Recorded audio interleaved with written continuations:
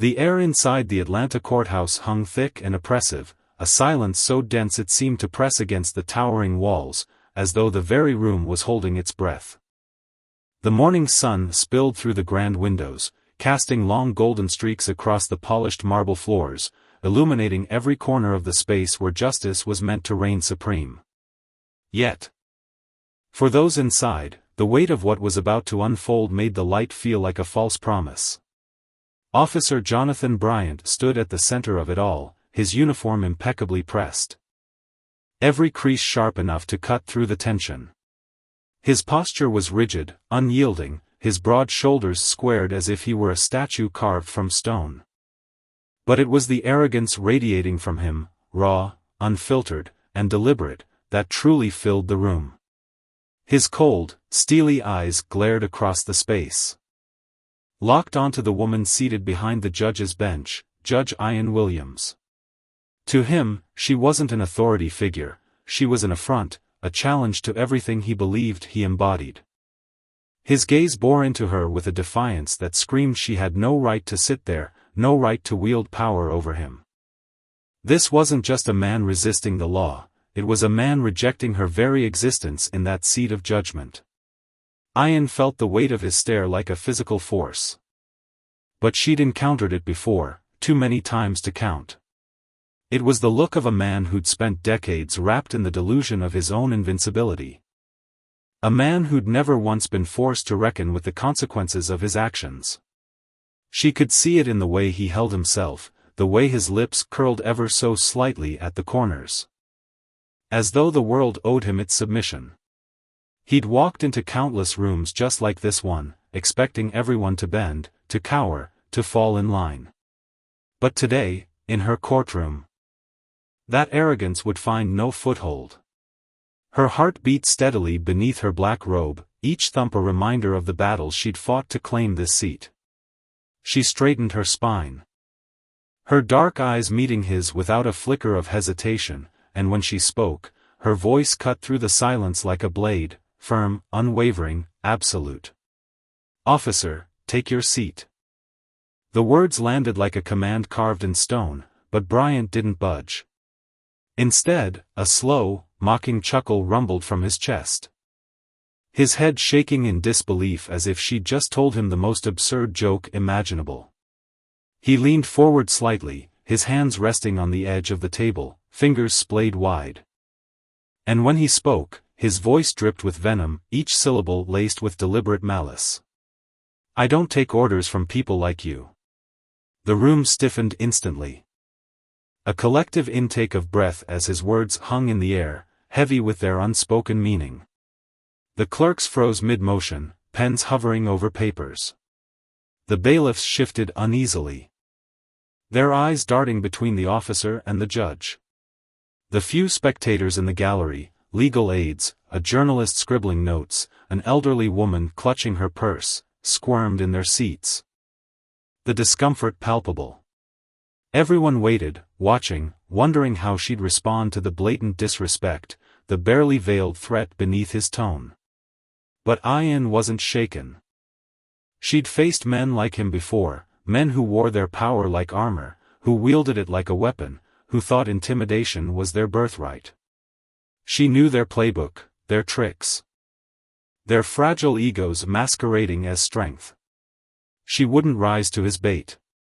Her voice remained steady, calm yet commanding, as she replied, "This is a court of law.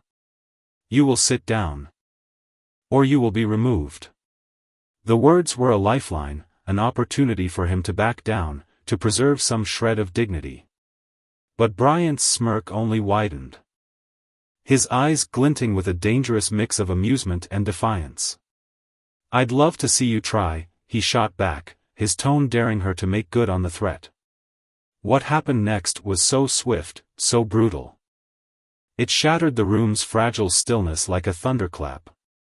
His fist lashed out, striking her face with a force that echoed through the cavernous space, a sickening crack that reverberated off the walls. Her head snapped to the side, a sharp gasp escaping her lips as pain exploded across her cheek. The courtroom erupted in chaos, a woman in the gallery screamed, a high-pitched wail that pierced the air. Papers fluttered to the floor as a clerk leapt to his feet, knocking over a stack of files. The bailiffs jolted forward, momentarily stunned by the audacity of the act. Bryant stepped back. His chest heaving, his breaths coming in short, ragged bursts. He stood there, fists still clenched, a twisted satisfaction flickering in his eyes as if he'd just righted some cosmic wrong. As if his violence had restored the natural order he believed in. Ian stumbled, her hand instinctively reaching for the bench to steady herself. The metallic tang of blood filled her mouth. Warm and slick as it trickled from her split lip. For a fleeting moment, the pain threatened to overwhelm her, a white-hot surge that blurred her vision. But she wouldn't fall. Not here. Not now.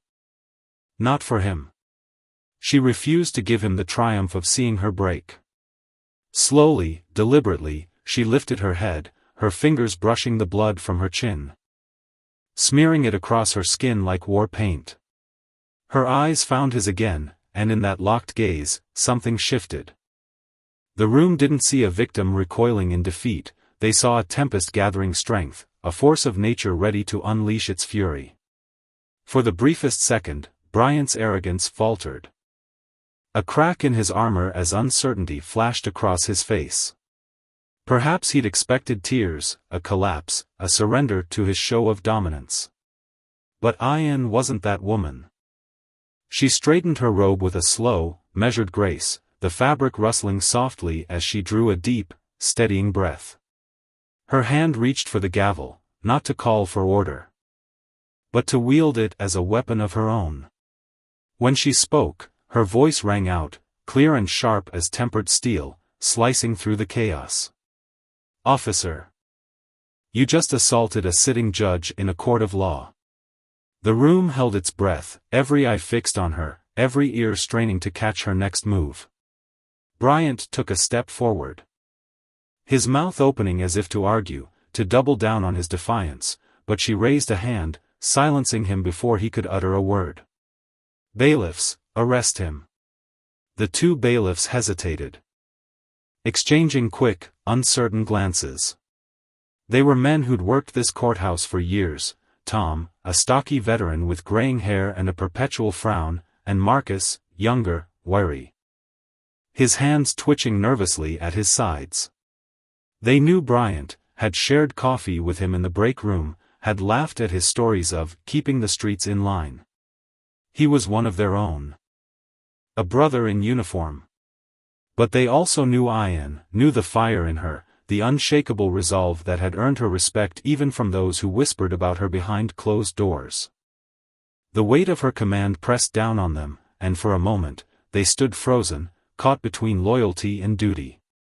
Bryant sensed their reluctance and seized it. His confidence surging back like a tide. "You can't do this," he hissed, his voice low and menacing as he struggled against the bailiff's tentative grip. "Do you know who I am?" His hands twitched, his body tensing as if he might lash out again. But Ian stepped closer, unflinching, her gaze piercing through him. "No," she said, her voice steady as granite, "but after today, everyone will." The first cuff clicked around his wrist, the sound sharp and final, like the tolling of a bell. His face twisted in disbelief, then rage, as the second cuff followed. He thrashed briefly, his boots scuffing the marble floor, but the bailiffs held firm now, their hesitation melting under the heat of her authority. In that instant, the balance shifted, not just in the courtroom, but in the very foundation of Bryant's world. For years, he'd walked these streets cloaked in untouchability, shielded by a system that bent to protect its own. But now, that shield cracked. And the consequences he'd never faced came rushing in like a flood. The lesson was stark and unforgiving: power, when abused, invites its own reckoning.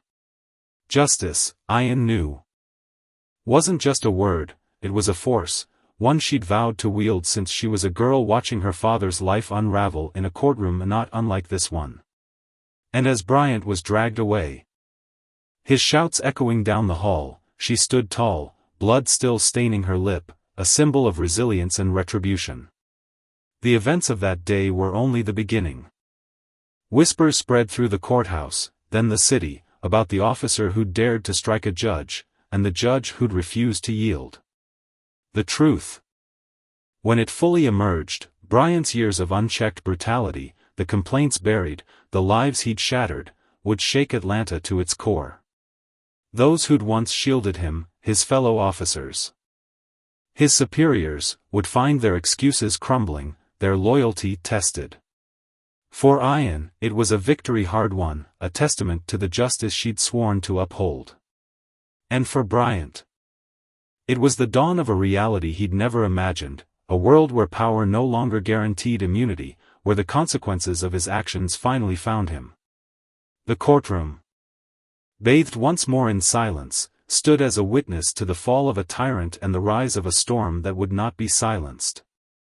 The courthouse loomed like a fortress of stone and shadow as Officer Bryant strode through its heavy wooden doors, his polished boots striking the marble floor with a rhythm that demanded attention. Heads swiveled in his wake, some dipped in quiet reverence, others tilted toward one another as hushed whispers rippled through the air. He could feel the weight of their stares. The rumors that clung to him like smoke, reckless, they called him, a man who danced too close to the edge, who bent the world to his will. But Bryant didn't flinch under their scrutiny. Let them talk. He'd clawed his way up through years of grit and sacrifice, forging a name that carried power, a name that meant something. And now, to be summoned here, forced to bow before someone like her? It was a betrayal of everything he'd built, an insult that churned deep in his gut. Inside the courtroom, the atmosphere thickened, heavy with unspoken stakes. The wooden benches creaked under the shifting weight of onlookers, attorneys in pressed suits, clerks clutching stacks of paper, jurors with wide, uncertain eyes. The air felt charged, electric, as if it might spark and ignite at the slightest provocation. Bryant stepped forward, his uniform sharp and immaculate. Every crease a testament to the control he wielded over his world. His chest swelled with unshakable confidence, a man who'd faced down chaos and walked away unscathed. His gaze landed on Judge Ian as she settled into her seat behind the towering bench, her robes pooling around her like a dark tide. Their eyes locked, a silent clash of wills. Neither willing to yield. She didn't blink. Neither did he. Her voice sliced through the tension first, steady and commanding, a blade wrapped in velvet. "Officer Bryant, please take the stand." The words hung there, an order masquerading as a request. For a heartbeat, he didn't move. He let the silence stretch, his lips curling faintly as he studied her, testing the steel in her spine. Then, deliberately, he advanced, his boots thudding against the polished floor, each step a declaration. He wasn't here to cower. When he reached the stand, he dropped into the chair with a casual swagger, leaning back, arms crossed over his chest. A smirk played across his face, daring her to believe she could rattle him. Ian adjusted her glasses. Her movements precise, unhurried. She'd seen this before, too many times. The arrogance radiating from him was nothing new. A familiar stench she'd encountered in men who wore their authority like armor, who bristled at the very idea of answering to her. Their resentment simmered beneath the surface. A quiet rage at the sight of her perched above them, gavel in hand. She didn't care if they liked her. She wasn't here for their approval. Her eyes bore into his, unflinching. "Officer Bryant, you are aware that you are under oath?" He exhaled sharply through his nose, a sound laced with impatience, and gave a curt nod. "Yeah." Her tone remained steady. A calm sea hiding treacherous currents. "Then let's begin." The questioning started innocently enough, a routine exchange of facts and formalities. But as the minutes ticked by, Ian's voice grew sharper, her words methodical yet relentless, peeling back the layers of his carefully crafted report. She zeroed in on discrepancies, dates that didn't align. Details that shifted under scrutiny, gaps he couldn't fill. Each question landed like a stone, chipping away at the foundation of his story. The smirk on Bryant's face faltered, his jaw tightening as he felt the walls closing in. His fingers began to tap against the wooden armrest, a restless rhythm betraying the storm brewing inside him. The room watched, breathless, sensing the shift. She was dismantling him, piece by piece, exposing him in a way he hadn't anticipated. And he hated her for it. He needed to take back control. Leaning forward slightly, his voice dropped to a low growl, thick with menace. "You know, Judge, it's funny. People like you always think they're untouchable, sitting up there pulling strings. But step outside these walls, and it's a whole different game, isn't it?" The threat lingered, a dark promise wrapped in silk. The courtroom fell into a stunned hush, the air growing heavier, pressing against every chest in the room. Ian felt the weight of every gaze, attorneys, clerks, jurors, all waiting to see how she'd react. Her pulse thrummed in her ears, but she didn't waver. She met his stare head-on, her face a mask of iron resolve. Then, with a voice as cold and unshakable as the bench she sat on, she said, "Officer Bryant, you will watch your tone in my courtroom." Something flickered in his eyes, anger, defiance, a crack in the facade he'd worn so effortlessly. And then, in an instant, that crack split wide open. He erupted from the chair, a blur of motion too swift to track. His fist arced through the air, crashing against her jaw with a sound that echoed like a gunshot. Pain exploded across her face, a white-hot burst that sent her reeling back in her seat. The courtroom dissolved into chaos, gasps tore through the silence, a woman's scream pierced the air, while others sat frozen, mouths agape, unable to process the unthinkable. Bryant stepped back, his chest heaving, knuckles pale and streaked with red. For a fleeting moment, triumph flashed across his face. A savage pride in having struck her down. He stood there, towering over the scene, as if he'd finally asserted the dominance he'd always believed was his. But then, something shifted. Ian didn't crumple. Slowly, deliberately, she straightened, her movements measured despite the blood trickling from the corner of her mouth. She didn't lift a hand to wipe it away. She simply stared at him, her expression unreadable, a stillness that unnerved him more than any outburst could. And then, impossibly, she smiled, a small, chilling curve of her lips that sent a shiver racing down his spine. His confidence fractured, crumbling like dry earth underfoot. The room held its breath, suspended in a moment that felt eternal. When she spoke, her voice was low, deliberate, and laced with a quiet fury that cut deeper than any shout. "You just made the worst mistake of your life." Bryant had spent years building a life where he answered to no one, where his badge was a shield and a sword, where the rules bent to his will. He'd walked through fire and emerged unscathed. Untouchable, or so he'd thought. But today, that illusion was unraveling. The courtroom stood still, a tableau of disbelief and dread, the air itself seeming to constrict around them. A judge, his judge, had been struck in her own domain, in front of a full assembly of witnesses. It was an act that didn't just defy decorum, it shattered the very pillars of justice, leaving them trembling in its wake. Ian's cheek pulsed with a searing ache, the skin already swelling beneath the blow. But she barely registered it. She'd endured worse, blows that didn't mark the flesh but scarred the soul, wounds carved by a world that had never made space for her. This was nothing. The pain was fleeting. What mattered was the reckoning that would follow. She drew a slow breath, steadying the fire roaring in her chest, and fixed her gaze on Bryant. He stood there, wild-eyed, his breaths coming in ragged bursts, his knuckles still clenched as if ready to strike again. That smirk crept back, slow and deliberate. A taunt that sent a fresh wave of rage surging through her veins. The room teetered on the brink of anarchy. The bailiffs, usually swift and decisive, hesitated. Their hands hovering near their belts, caught in a moment of paralyzing indecision.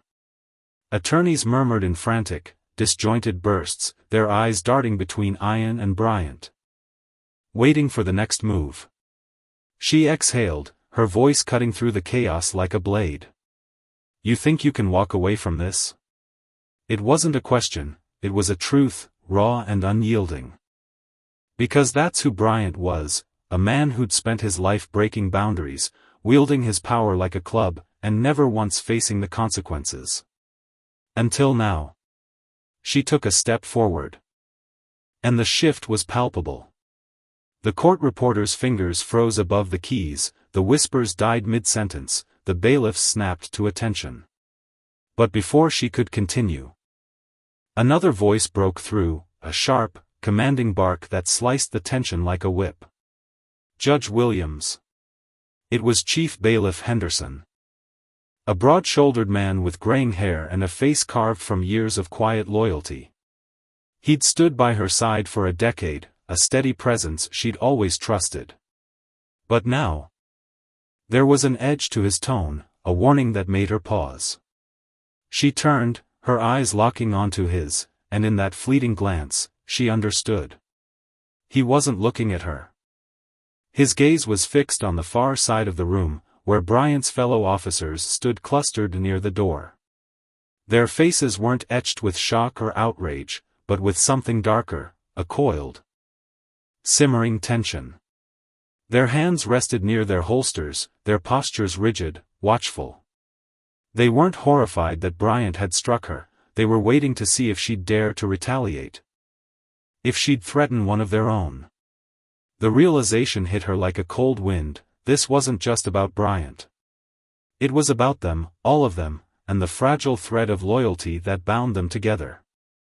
For a long moment, Ian said nothing. She let the truth settle over her, heavy and suffocating, as every eye in the room burned into her skin. She'd spent her life playing by the rules. Clawing her way up through a system that had never welcomed her, trusting that justice would hold. But the rules had never shielded her, had never held men like Bryant accountable. He knew it too, that's why he'd swung, why he smirked even now, believing he'd walk away unscathed. She took another breath, her heartbeat slowing to a steady, deliberate thud. Then, with a calm that belied the storm within, she turned back to him. "You just assaulted a sitting judge," she said, her voice a quiet thunder that rolled through the room. Bryant's smirk faltered. Just for a second, as the weight of her words sank in. He'd crossed a line that couldn't be uncrossed, and for the first time, doubt flickered in his eyes. Ian didn't flinch, didn't waver. She stood there, blood staining her chin, her gaze unyielding, a pillar of strength in a world that had underestimated her one too many times. Justice wasn't just a concept, it was a force. And she wielded it now with a clarity that cut through the chaos. Power, when abused, demanded a price, and Bryant was about to learn that lesson the hard way. The courtroom remained still. The air thick with the promise of consequences, as the echoes of his actions reverberated far beyond the walls that confined them. In the cavernous expanse of the courtroom, Bryant's voice cut through the air, smooth yet unyielding, like steel draped in the softest velvet. His face remained a mask of unshakable confidence, but if anything, the faint smirk tugging at his lips widened as he uttered that single, brazen word. It exploded into the silence, sharp and jarring, reverberating off the polished wooden walls like the crack of a gunshot. In that electrifying instant, Ayanna felt a surge of clarity pierce through the fog of her thoughts. She knew, with every fiber of her being, what she had to do. But she wouldn't act rashly, no, not yet.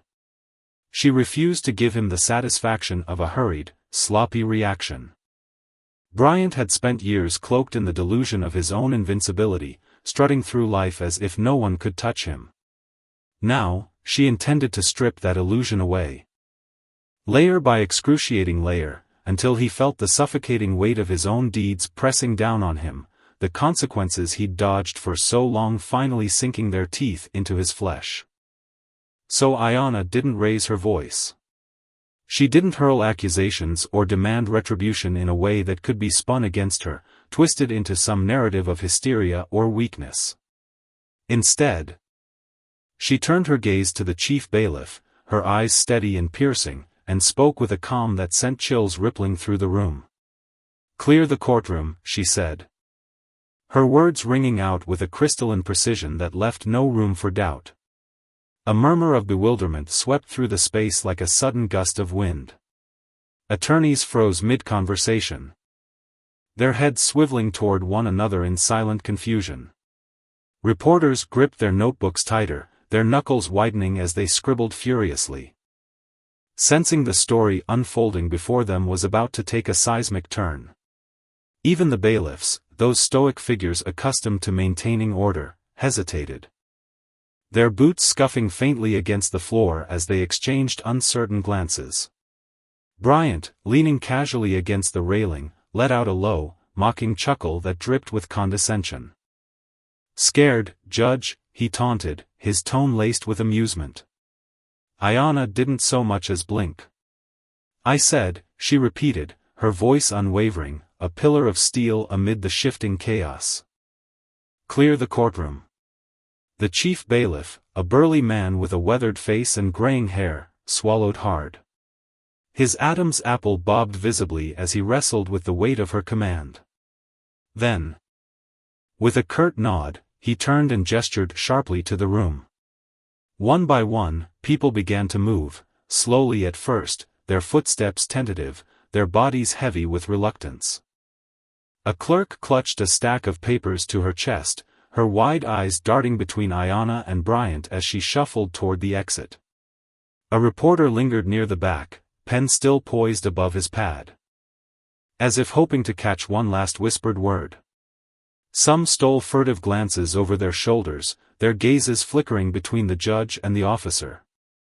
Sensing the air crackling with the promise of something monumental about to unfold, Bryant watched it all with an air of detached amusement at first, his arms crossed, his posture relaxed.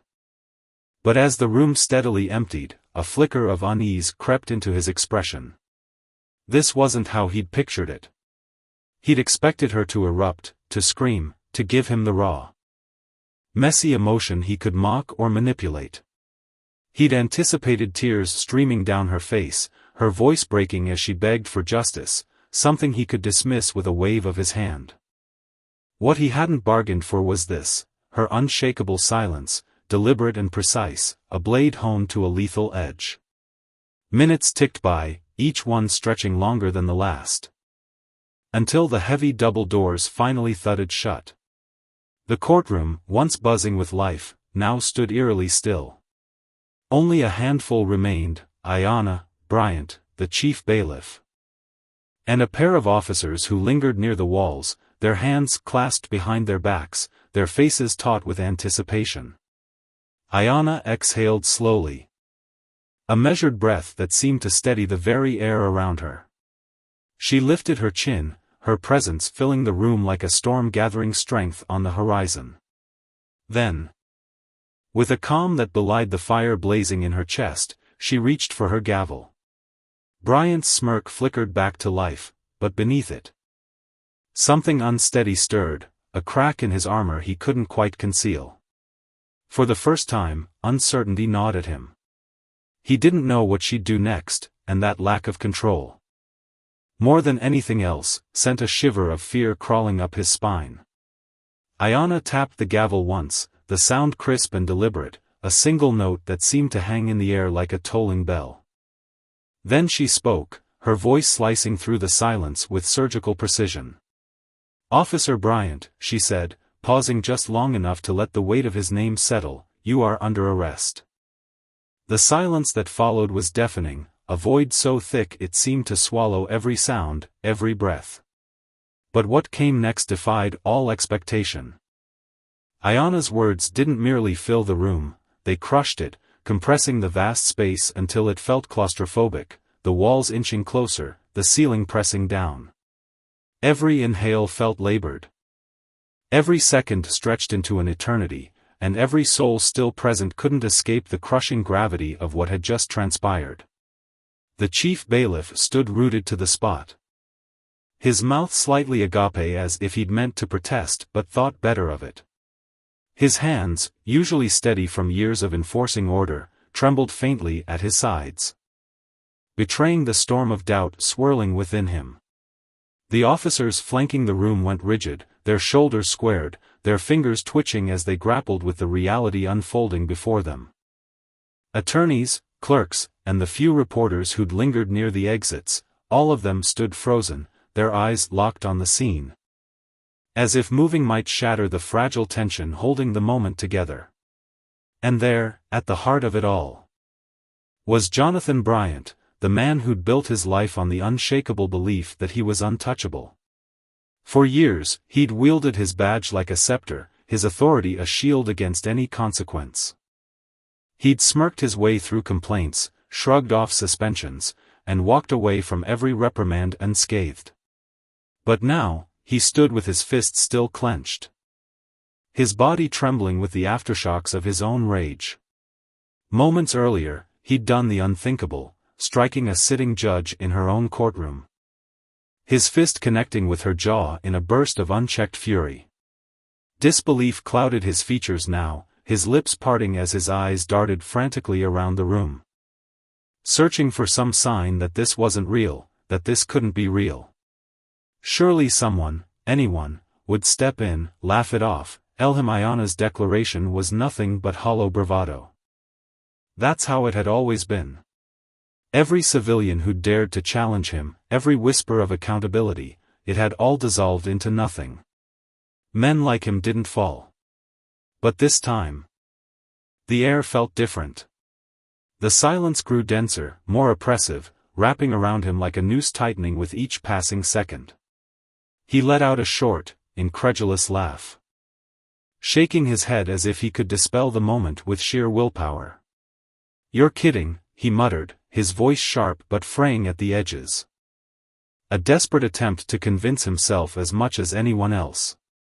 Ayana didn't flinch, didn't shift, didn't even acknowledge his feeble deflection. She simply held his gaze, her eyes a mirror reflecting the cold, unyielding truth he refused to face. Bryant's breath came out in a harsh, uneven burst, his chest heaving. "This is a joke," he said, louder now, his tone tinged with the first threads of panic. He spun on his heel, scanning the faces of the officers who'd once been his unwavering allies. "You can't seriously be going along with this. She's making a scene, she's trying to humiliate me. You all see what this is, right?" No one moved. No one spoke. The officers, men who'd stood shoulder to shoulder with him through countless shifts, men who'd laughed off his excesses and covered his tracks, now hesitated. Their eyes flicked toward Ayana, then back to him, uncertainty etching lines into their weathered faces. For the first time in his career, they weren't sure. And that realization hit Bryant like a blow to the gut.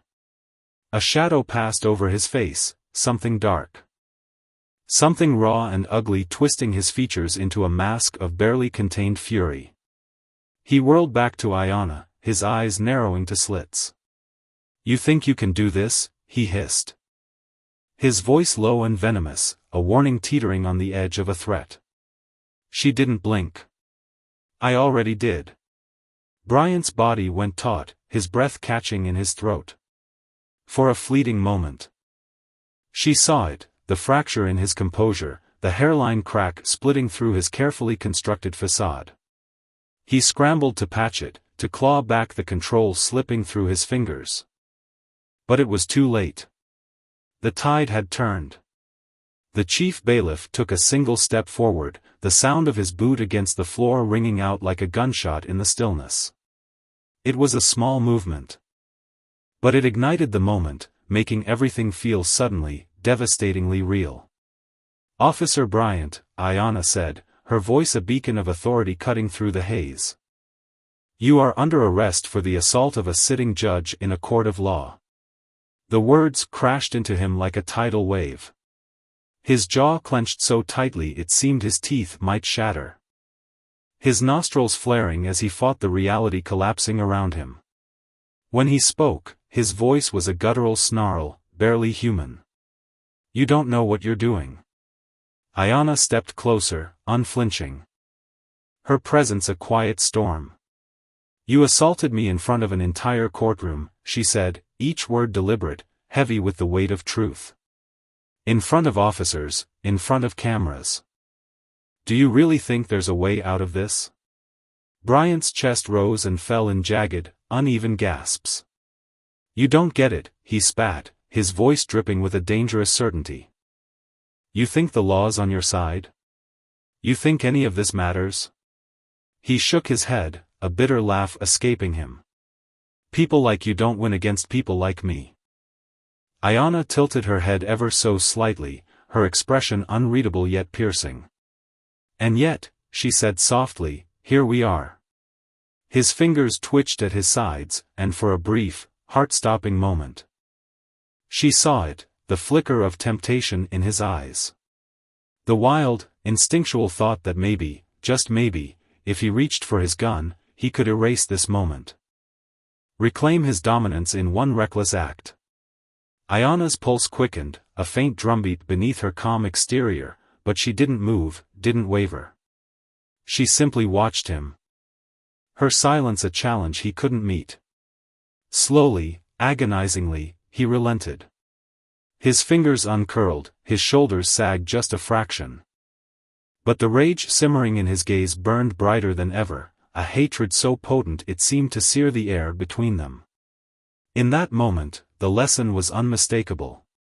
Justice, when wielded with unwavering resolve, could topple even the most arrogant abuser of power. Bryant had thrived on the belief that his actions bore no repercussions. That his authority placed him above the law. But Ayanna's stand, quiet, calculated, and resolute, proved otherwise. The consequences he'd evaded for years had finally caught up, their weight inescapable. And as the officers stepped forward, their movements slow but inevitable, the room bore witness to a truth as old as time: power unchecked breeds corruption, but justice, patient and deliberate, will always find a way to balance the scales.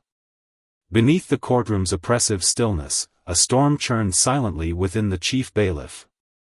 His weathered hand stretched out. Fingers steady but heavy with intent, a mute order slicing through the tension. Brian, or rather, Jonathan Bryant, as the world once knew him, stood rigid, his lips clamped into a thin, trembling line. His face, once a mask of unshakable authority, had become a fortress, sealed tight against the tidal wave of reality crashing down. His dark eyes flickered, betraying nothing to the onlookers. Though inside, a chaotic whirl of denial and dread clawed at his chest. Slowly, deliberately, he lifted a hand toward the badge pinned over his heart, a gleaming symbol of the power he'd wielded like a scepter for decades.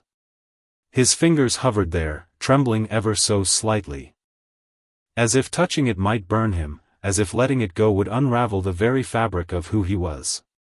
Then, with a sudden, jagged motion born of defiance and despair, he tore it free.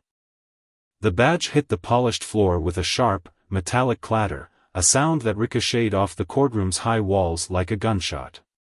It was a bitter, resounding confession: the world, for once, refused to bow to his will. But the story didn't end there, not yet. Stripped bare of his badge, his title, his invincibility, Bryant stood exposed. A fallen titan in a room that seemed to shrink around him. The air grew thick, suffocating, as the massive double doors at the far end of the chamber groaned open. Beyond them waited a frenzy, a swarm of reporters, their cameras flashing like lightning, their voices rising in a cacophony of shouted questions. The world had come to feast on his ruin. What had begun as a quiet courtroom reckoning was no longer contained within these walls, it had erupted into a national spectacle. Bryant's face twisted, his features contorting into a mask of raw, unfiltered horror as the chief bailiff stepped forward. The older man's grip was iron, unyielding, as he seized Bryant's wrists. The cold bite of handcuffs snapped shut around them. The metallic click reverberating through the silence, a sound that seemed to pierce Bryant's soul. He didn't flinch, not at first. His jaw clenched tighter, his nostrils flared, and his chest heaved as if he could will the moment away. But beneath that stoic exterior, disbelief festered.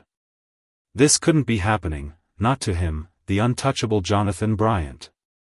The officer who'd spent a lifetime bending the law to his whims, certain that consequences were for lesser men. Across the room stood Ayanna, her presence a quiet force amidst the chaos. She didn't cheer or smirk, she didn't need to. Her victory was etched in the scene unfolding before her. For years, she'd carried the weight of his arrogance, his abuses, waiting for the day the scales of justice might tip. Now, as the cuffs locked around his wrists, as the cameras captured his descent, she simply watched, her face serene, her eyes steady, her silence louder than any shout of triumph. This wasn't about gloating, it was about the slow, inevitable grind of accountability catching up to a man who'd believed himself beyond its reach. The chief bailiff tugged at Bryant's arm, guiding him toward the open doors where the press waited like vultures circling a fresh kill. But Bryant resisted. His polished shoes scuffing against the floor as he dug in his heels, stopping just shy of the threshold. His breathing grew ragged, uneven. His fingers twitching at his sides as if searching for a weapon, a lifeline, anything to claw his way out of this abyss. His mind raced, a frantic storm of half-formed plans and fading hopes. Then, something inside him fractured. "This isn't over," he hissed, his voice low and venomous, slicing through the air just loud enough for Ayanna to catch. He turned his head, his gaze locking onto hers, his lips curling into a sneer that barely masked the desperation beneath. "You think you've won? You think they'll let this stand?" His words dripped with rage, each syllable a dagger aimed at her composure. His body stiffened, his chest rising and falling with barely contained fury. "You don't understand how this works, Judge. You never did." Ayanna didn't blink. She stood rooted, her posture unyielding, her expression a calm sea hiding depths of resolve. She offered him nothing, no flinch, no retort, no crack in her armor, and that void infuriated him more than any words could have. "I know people," he pressed on, his voice dropping to a guttural growl, trembling with a mix of bravado and fear.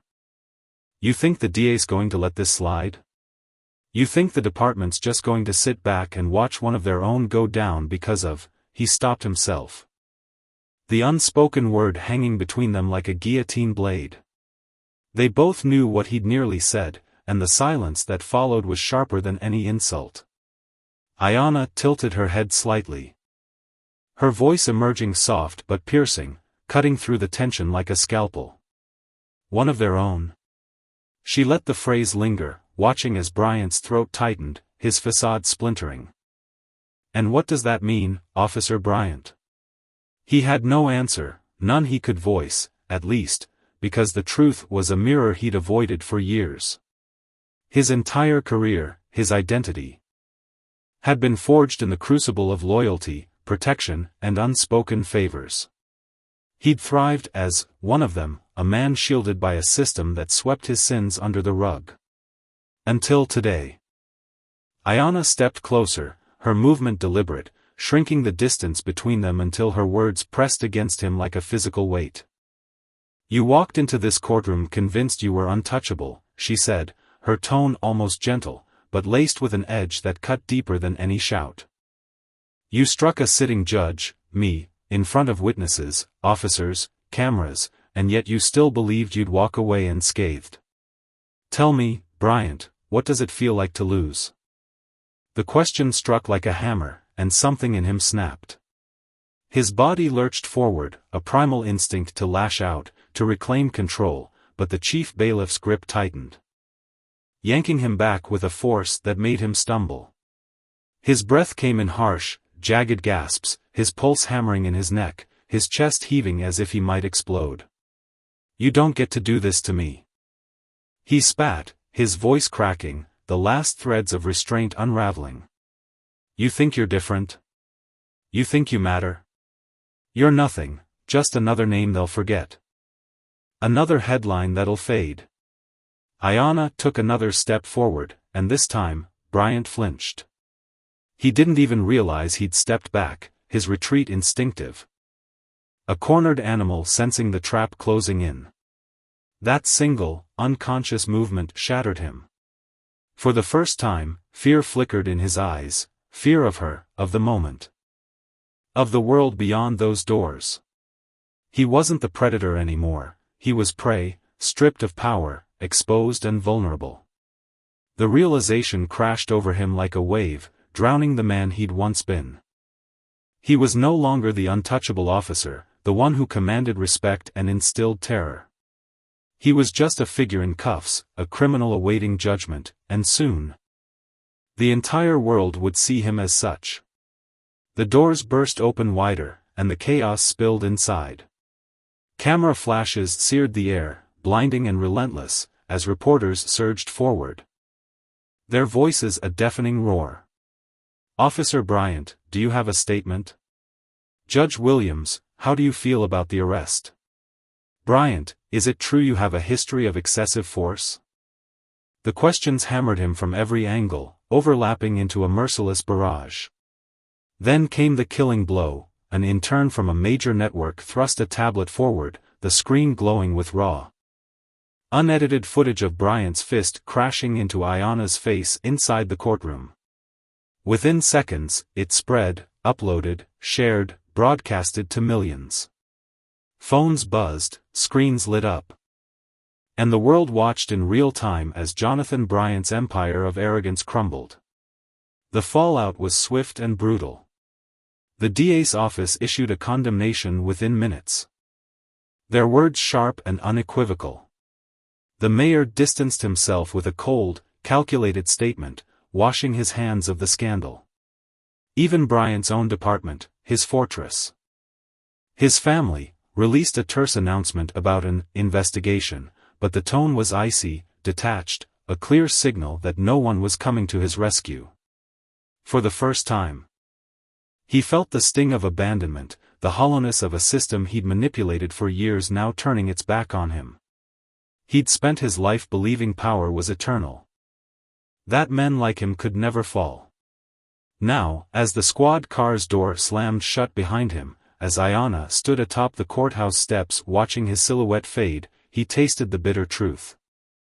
Invincibility was a lie, and justice, however delayed, was relentless. The chief bailiff, too, lingered in the aftermath, his grizzled face etched with a quiet satisfaction he'd never voice. He'd seen men like Bryant rise and fall, had carried the weight of their arrogance in silence. Today, his steady hands had locked the cuffs, and though he'd never admit it, there was a flicker of pride in that act, a belief that the law, flawed as it was, could still bite back. As the car pulled away, the crowd's shouts fading into the distance, Ayanna remained, her gaze fixed on the horizon. She'd expected defiance from Bryant, a final snarl or curse, but his silence spoke louder. What happens when a man who's lived as a god discovers he's mortal? What happens when the shields he trusted, his badge, his allies, his reputation, crumble to dust? For Bryant, the answer was unfolding in every headline, every whisper, every judgment cast upon him. For Ayanna, it was a lesson carved in stone: power abused invites its own reckoning, and justice, though patient, never forgets. The air inside the courthouse felt thick and heavy, clinging to Ayanna like a second skin as she stood motionless in her chambers. Outside, the world was erupting. Bryant's arrest had ignited a firestorm that no one could contain. The video of him, once a towering figure of authority, now reduced to a man in shackles, had spread like wildfire across every screen in the nation. News anchors pored over each frame with surgical precision, their voices buzzing through the airwaves as they dissected the chaos. Political pundits filled the airways with grand theories about what it all meant, while social media became a roaring furnace of raw emotion, rage from some, grim satisfaction from others, and a deep, jagged divide splitting the rest. The image of Bryant, his uniform crumpled and his wrists bound, being dragged from the very building he'd once swaggered through with untouchable confidence, had seared itself into the collective mind of the country. It was a moment of reckoning, but Ayanna knew better than anyone that justice was never a tidy affair. It was messy, brutal, and unrelenting. She stepped back into the courthouse, her heels clicking against the polished marble floor, each sound swallowed by the clamor of the crowd outside. Reporters swarmed like vultures, their cameras flashing in a relentless barrage, their shouted questions blending into a deafening roar. The weight of it all pressed against her chest, a physical force she could feel in her bones. This wasn't over, not by a long shot. The story was still unfolding, spiraling outward in unpredictable waves, and she was caught in its undertow. Inside the shadowed halls of power, the machinery of the system churned. Behind closed doors, men and women in crisp suits whispered urgently, their phones buzzing with calls, their inboxes flooding with emails. They were strategizing, calculating, plotting their next moves with the precision of chess masters. This wasn't just about Bryant anymore, this was about the crumbling facade of a system that had shielded him for years. His fall had exposed its cracks, and now those in charge faced a stark choice: abandon him to save themselves or cling to him and risk sinking into the abyss alongside him. The first ripple of trouble hit an hour later. Ayanna sat alone in her chambers, her palms pressed flat against the cool wood of her desk, her eyes locked on the laptop screen. The news ticker scrolled endlessly, each word a fresh stab of tension. Bryant's lawyer had stepped into the spotlight, his voice smooth and defiant as he addressed the press. There was no hint of remorse in his statement, only a calculated counterattack. Officer Bryant was unjustly arrested in a moment of heightened emotion, he declared, his tone dripping with indignation. What we witnessed today was not justice, it was a travesty, fueled by political agendas and personal grudges. We will exhaust every legal avenue to ensure that Officer Bryant's rights are upheld. Ayanna's jaw tightened until it ached. They were spinning the story, twisting the truth into a grotesque distortion. Bryant, the man who'd wielded his badge like a weapon, was now being painted as the victim, a martyr wronged by a vengeful system.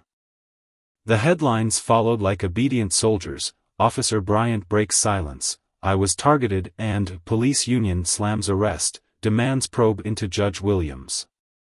Her phone began to hum, a relentless vibration that rattled against the desk. Texts poured in, first one, then two, then a deluge. Friends offered cautious encouragement, colleagues murmured words of concern. Legal advisors urged her to tread carefully. But one message cut through the noise like a blade. It was brief, stark, and unsigned: they're coming for you. She let out a slow, deliberate breath, the air hissing through her teeth. She'd seen this coming from the moment she'd given the order, from the instant the cuffs had snapped shut around Bryant's wrists. From the second she'd glimpsed the flicker of fear in his cold, defiant eyes. Men like him didn't bow to consequences, they clawed and fought, backed by a system that had been built to protect them. And now, that system was turning its gaze on her. By the next morning, the retaliation unfurled with chilling efficiency. A formal review of her conduct was announced. The news delivered with the sterile formality of a press release. Anonymous whispers began to leak into the media, claims that she'd acted rashly, that her emotions had clouded her judgment, that she'd overreached her authority. The police union wasted no time, issuing a furious demand for a full investigation into her actions. The mayor's office released a statement. Its words carefully polished to suggest neutrality while hinting at doubt.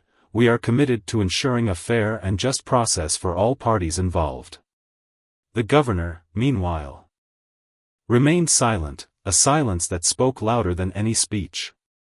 Ayanna wasn't fooled. This wasn't about saving Bryant, it was about punishing her for daring to challenge the unspoken rules. He might be the one in handcuffs, but the real war was just beginning, and it wasn't about guilt or innocence anymore, it was about power, raw and unyielding. She sat at her desk. Her fingers steepled, her mind racing through a labyrinth of possibilities. Every outcome, every countermove, every snare they might set, she turned them over like stones, searching for the cracks. A sharp knock broke her focus. She lifted her gaze as her assistant, Tara, slipped inside. The young woman's face was pale, her wide eyes brimming with something that looked perilously close to dread. "There's someone here to see you," Tara said, her voice barely above a whisper. Ayanna's spine straightened. "Who?" A pause stretched between them, heavy and taut, before Tara answered softly. "The district attorney." Ayanna exhaled slowly, setting down the pen she hadn't realized she'd been clutching so tightly her knuckles had whitened. It was beginning. She rose. Smoothing the folds of her robe, her face settling into a mask of calm resolve.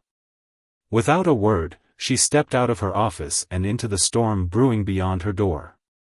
The district attorney, Richard Voss, waited in the conference room, his arms crossed tightly over his chest, his expression a blank slate. He was a man of politics first, justice a distant second, every gesture, every syllable crafted for the cameras and the voters. Today, he wasn't here as a friend. "Ayanna," he greeted, his voice clipped and cool, a thin veneer of professionalism over a core of steel. "We have a problem." She didn't sit. Instead, she stood tall, her gaze unwavering. "No," she corrected, her tone steady as granite. "Bryant has a problem. I upheld the law. If that's inconvenient for some people, that's not my burden to carry." A muscle twitched in Voss's jaw, a faint crack in his composure. "This is bigger than him now," he said, leaning forward slightly. "Do you see what's happening? The department's closing ranks. They're already rewriting the narrative. The police union's threatening a walkout if this isn't handled appropriately." His voice dipped, a warning laced into the words. "And there are people in this building who don't like the idea of a judge picking a fight with law enforcement." She didn't flinch. "I'm not fighting law enforcement," she said, each word deliberate. "I'm holding a criminal accountable. There's a difference." Silence hung between them, thick and electric.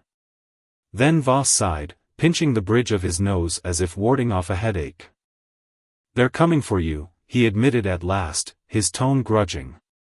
"They want to push for your recusal. If they can sow enough doubt, if they can make this look personal, they'll force you off the case." So that was their gambit. If they couldn't erase Bryant's sins, they'd erase her instead. She let the realization settle, feeling its weight press against her ribs. Then, slowly, a smile curved her lips, not warm, not kind, but sharp with certainty. "I'm not stepping down," she said simply. Voss's eyes hardened. "You might not have a choice." She sat then, folding her hands on the table, her posture unshaken. "Let them come." His jaw clenched, frustration flickering across his face. "This isn't a game, Ayanna." She met his stare, unflinching. "No," she replied, her voice low and resolute. "It's a reckoning." Another silence stretched, heavy with unspoken stakes. Finally, he stood, his movements stiff. "I'll do what I can," he said. His tone softer now, almost reluctant. "But you need to watch your back." She watched him leave, the door clicking shut behind him with a finality that echoed in the room. For the first time, She let herself feel it, not fear, not doubt, but a fierce, unshakable conviction. The system had spent decades shielding men like Bryant, burying their abuses under layers of bureaucracy and silence. Now, it was being dragged into the light, and if they thought they could break her, they were about to learn just how wrong they were. The courthouse corridors grew quieter as the day waned. But the stillness was a lie. Beyond those walls, the world burned, split between those who cheered Bryant's fall and those who saw it as an assault on their sacred order. Ayanna's office felt smaller now, the late afternoon light slanting through the blinds in sharp, elongated shadows. Her phone buzzed incessantly. A chorus of warnings and pleas from allies too timid to stand with her. She left it untouched. She already knew what they'd say. Then came another knock, softer this time. She rubbed her temples. Exhaustion tugging at her edges, before calling out, "Come in." The door creaked open, and to her surprise, it wasn't another suit-clad official. It was Detective Marcus Hale, a tall, broad-shouldered black man with gray threading through his close-cropped hair. He'd been a fixture in her courtroom for years, a steady presence who carried himself with quiet dignity. Unlike Bryant, Marcus never acted as though the law bent to his will. He stood in the doorway, his dark eyes meeting hers with a mix of respect and something heavier, concern, perhaps. "Judge Williams," he began, his voice deep and measured. "I thought you should know, there's talk on the force. Not everyone's with the union on this. Some of us, we saw what Bryant did. We know why you acted." She leaned back in her chair, studying him. "And yet here you are, risking your neck to tell me." He gave a faint, weary smile. "I've been on this job 20 years. Seen a lot of good cops, and a lot of bad ones. Bryant was the latter. The system's messy, but it's not blind. Not yet." His words hung there, a fragile thread of hope in the chaos. Ayanna nodded slowly, the weight of the day easing just a fraction. Outside, the storm raged on, but in that moment, she wasn't alone. Justice might be a brutal, imperfect thing, but it was worth fighting for. And she would.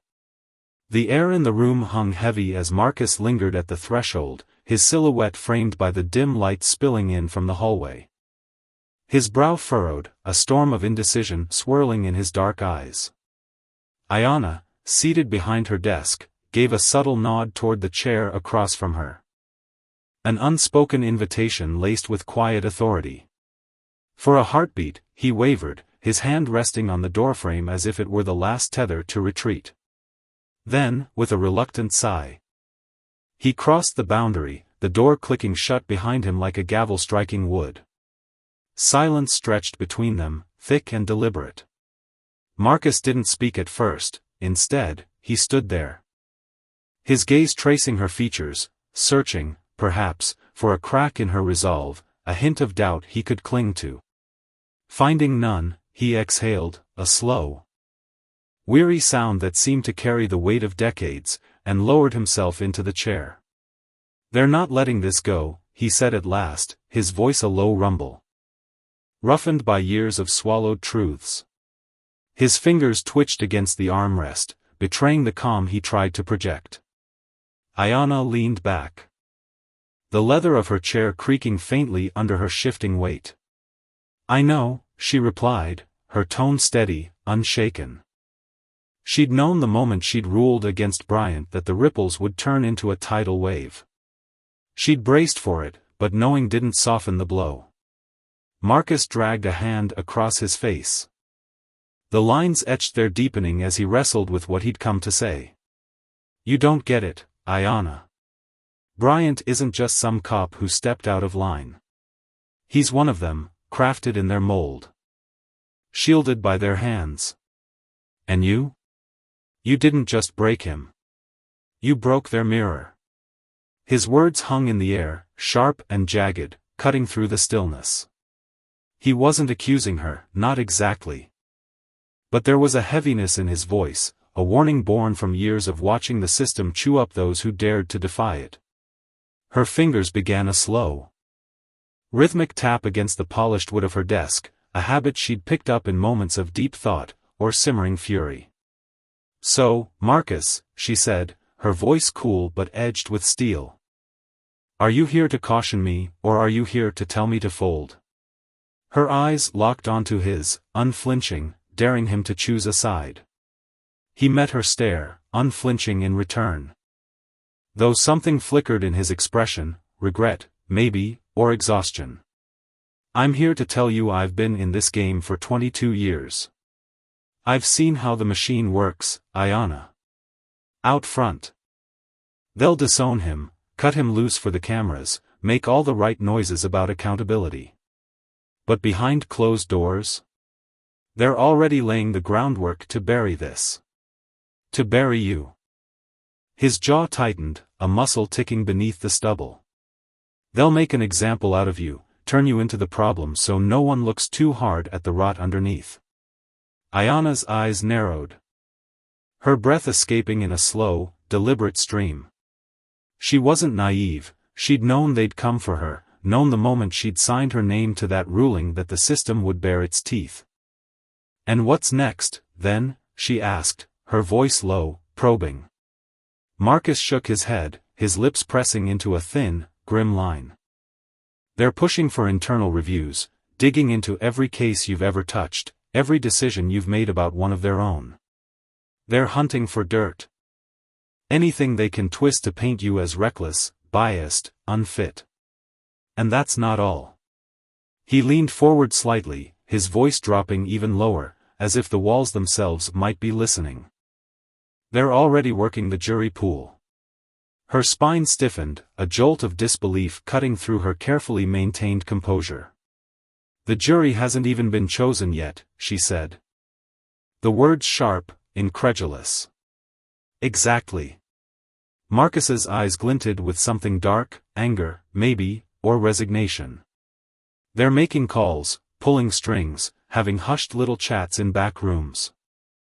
They want a panel that'll see Bryant as the tragic hero, the good man who stumbled, not the monster you proved he is." He paused, letting the weight of it settle, watching her reaction. Fury ignited in her chest, a hot, coiling thing she fought to keep leashed. Her face remained a mask of calm, but inside, her heart thundered against her ribs.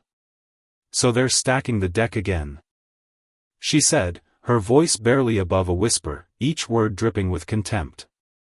"Rigging it to save him, just like always." Marcus nodded, a single, curt motion. "Yeah. They're not just protecting him, Ayanna. They're protecting the whole damn house of cards. If he goes down, really goes down, it's not just his badge on the line. It's theirs. It's the lie they've all been living. And they'll do anything to keep that illusion intact." She let the truth of it sink in, feeling it press against her like a physical weight, threatening to crush her resolve. The system wasn't just flawed, it was a living thing, twisting and bending to shield its own, no matter the cost. Bryant wasn't the exception, he was the rule. And now, because she'd dared to expose that, they were coming for her with everything they had. She drew a slow breath, steadying herself, and fixed Marcus with a level gaze. "Why tell me this? Why now?" He held her stare for a long, heavy moment, the silence stretching taut between them. Then he sighed, a sound so weary it seemed to age him a decade in an instant. "Because I'm tired," he admitted, his voice softening, cracking at the edges. "Tired of seeing good people get ground into dust so the bad ones can keep their thrones. Tired of pretending I don't see the blood on the walls. Maybe I should have spoken up years ago, fought harder when I still had the fire for it. But I didn't. I can't undo that. What I can do is make damn sure you know what's headed your way." Ayanna studied him, her mind racing. There was sincerity in his words. A rawness she hadn't expected from a man who'd worn the badge for over 2 decades. But beneath it, she saw the cracks, Marcus was a good man, yes, but he was still part of the machine. When push came to shove, would he stand with her, or would he fall back into line? She nodded, a small, measured gesture. "Thank you," she said simply, though the words felt hollow. He let out a short, bitter scoff. "Don't thank me yet. I can't stop this train. Hell, I can't even slow it down. All I've got is this, a heads up. The rest is on you." He rose from the chair. His movement stiff, as if the weight of his confession had settled into his bones. Then he was gone, the door clicking shut behind him, leaving her alone with the storm he'd unleashed. The next 2 days unraveled like a fever dream, a relentless whirlwind of tension that left her nerves frayed and raw. The DA's office kept their distance, tiptoeing around her case with practiced caution, unwilling to taint their pristine image by standing too close. The governor, ever the politician, finally released a statement, a vague, spineless platitude about faith in the judicial process that said nothing and meant less. Meanwhile, the police department doubled down, their PR machine whirring to life.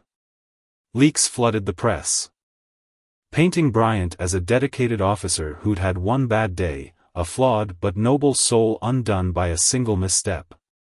Ayanna, on the other hand, became the villain du jour. Some outlets branded her overzealous, others whispered about her volatile temperament. Then came the threats, anonymous emails that glowed ominously on her screen. Voicemails left in the dead of night, messages scrawled in venomous shorthand, all urging her to back off before it was too late. Fear didn't touch her, not yet.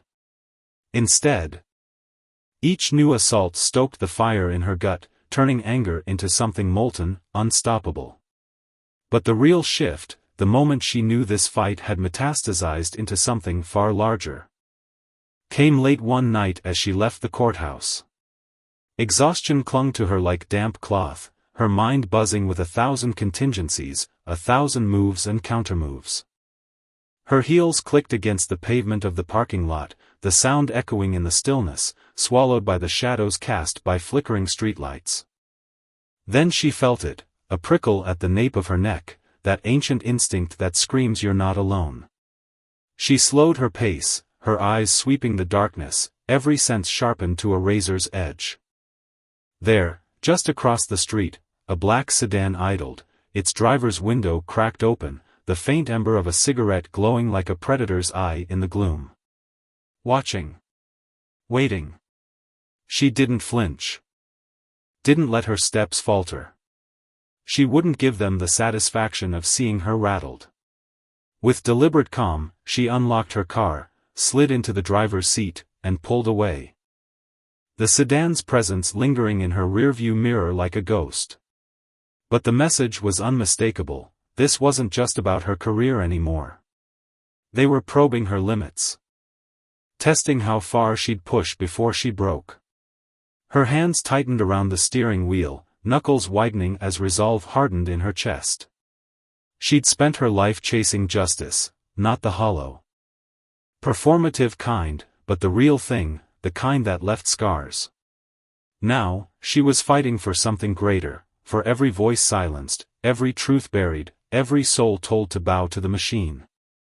If they thought fear would bend her, they were about to learn how fiercely she'd stand. Inside the courthouse, the world felt muted. The city's hum reduced to a distant drone by the thick stone walls. But within her office, the tension was a living thing, coiling around her as she sat at her desk, surrounded by a sea of documents. Case files, motions, smear campaigns, all of it meticulously designed to unmake her, lay sprawled before her, their weight pressing down like a physical force. She refused to let it show. Refused to let her shoulders slump or her gaze waver. The press had turned into a feeding frenzy, some hailed her as a crusader, others sneered at her as a judge undone by her own passion. Whispers grew louder, insidious and pervasive. This wasn't about Bryant anymore, they said. It was about power, about the system flexing its muscles to remind her, and everyone else, who held the reins. A sharp knock broke the silence, precise and commanding. She didn't need to look up to know who it was. Thomas Grayson's presence carried a weight all its own. A blend of arrogance and calculation that preceded him. "Come in," she called, her voice a controlled thread of steel. The door swung open, and there he stood, the district attorney. Clad in a suit so pristine it screamed privilege, his expression a carefully sculpted mask of neutrality. He closed the door with a measured slowness, as if savoring the moment, then crossed the room, adjusting his cufflinks with a practiced flick of his wrists. "You know why I'm here," he said, his tone smooth, almost genial, though it carried an undercurrent of warning.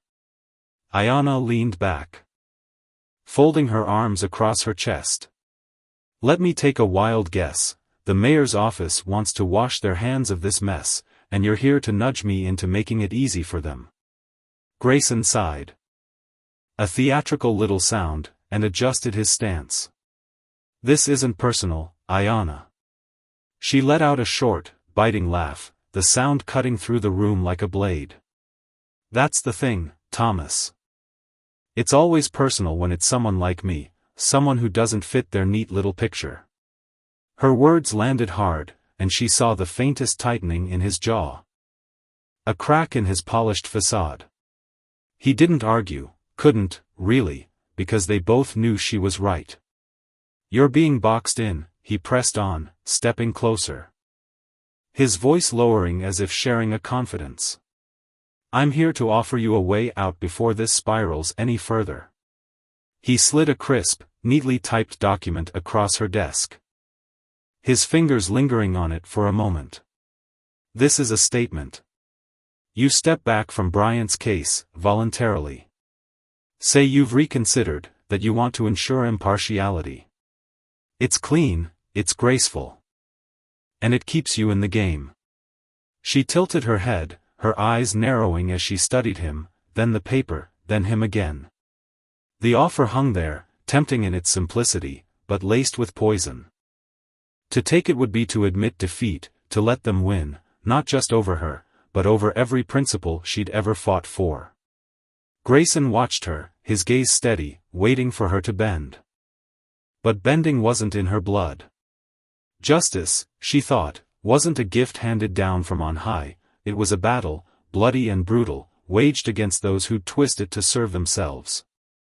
Bryant's fall had exposed their hypocrisy, and now they were scrambling to punish her for it, to teach the world that power protects its own. Marcus's warning, Grayson's offer. The threats in the dark, they were all threads in the same tapestry, woven to preserve a lie. But she wouldn't unravel. Not now, not ever. She pushed the document back toward Grayson, her voice quiet but unyielding. "I'll take my chances." The room was suffocatingly quiet, save for the faint rustle of paper as Ayanna's eyes skimmed the document in front of her. Each word seemed to coil and twist, sharp-edged and venomous, like a snake poised to strike. She murmured a soft, "I see," her voice barely above a whisper, as she lifted her gaze to meet Grayson's. Her dark eyes burned with a quiet intensity, a storm brewing beneath the calm surface. Grayson, perched across from her, faltered for a heartbeat. His fingers twitched against the armrest, betraying the unease he tried so hard to mask. "They let this go," he said at last, his tone measured but heavy, as if the words carried the weight of a crumbling empire. "The pressure fades. The headlines move on, and you walk away with everything still intact." Ayanna didn't respond immediately. She studied him, her head tilting ever so slightly, as though peering through the layers of his polished exterior to the raw, uncertain man beneath. Her silence stretched, thick and deliberate, until she reached for the document. Grayson's shoulders loosened for a fleeting moment, a flicker of relief crossing his face, until her hands gripped the paper and tore it clean in two. The sound of ripping fibers sliced through the stillness, sharp and final. Grayson flinched, a subtle jerk of his frame, before his expression hardened into something cold and unyielding. "You really want to fight this?" he asked, his voice low, edged with a warning she refused to heed. Ian didn't blink. She met his stare head-on, her own voice steady as steel. "I'm not the one fighting," she said, each syllable deliberate, resonant. "They are." Grayson exhaled sharply through his nose, a sound of exasperation, and dragged his hands across his temples as if he could rub away the tension mounting between them. "You're making a mistake, Ian," he muttered, his tone dipping into something almost pleading. She rose then, pressing her palms flat against the desk, the cool wood grounding her as she leaned forward. "No, Thomas," she replied, her voice dropping to a fierce, unshakable whisper. "The mistake was thinking I'd back down." Grayson's jaw tightened, his fingers curling into half-fists as he studied her. The air between them crackled with unspoken stakes. "They're not just coming for your job," he said finally, his words slow and deliberate, each one landing like a stone. "They're coming for your career, your reputation, everything you've built." Ian's lips parted, a faint breath escaping her, and then, slowly, a smile curved her mouth. It was a small, dangerous thing, sharp as a blade. "Good," she said, her voice steady and clear. "That means they're scared." Grayson shook his head, his patience splintering like cracked glass. "What, you want to be a martyr? Is that it?" Her eyes narrowed, glinting with resolve. "I want to be something they can't erase." The silence that followed was heavy, oppressive, a living thing pressing against them both. Grayson sighed, a sound laced with resignation. "You always were a stubborn one," he said, his voice softer now, tinged with something that might have been regret. Ian's smile returned, but it was devoid of warmth, a mere ghost of amusement. "That's why I'm still here," she replied. He lingered for a moment longer, his expression a tangled mess of frustration and something unreadable, admiration, perhaps, or pity. Then, without another word, he turned and strode out, the door clicking shut behind him with a sound that echoed like a gavel. Ian sank back into her chair, her pulse racing. Adrenaline surging through her veins like wildfire.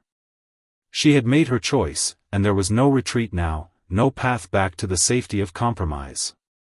That night, sleep eluded her. She lay in the dark. Her mind a whirlwind of possibilities, every trap they might set, every lie they might spin, every way they could twist this to shield Jonathan Bryant, the man at the center of it all. The clock ticked relentlessly forward, each second amplifying her restlessness, until at exactly 2:34 a.m., her phone buzzed against the nightstand. She frowned, her heart lurching as she reached for it. A single message glowed on the screen, from a blocked number: "Check your front porch." A chill slithered down her spine, cold and insistent. She slid out of bed, her bare feet brushing the hardwood floor as she moved with cautious precision toward the window. Peeling back the curtain just enough to peek outside, she froze. There, on the steps, bathed in the faint, flickering glow of the streetlight, sat a thick manila envelope. Her stomach churned, a knot of dread tightening within her. She hesitated, her breath shallow.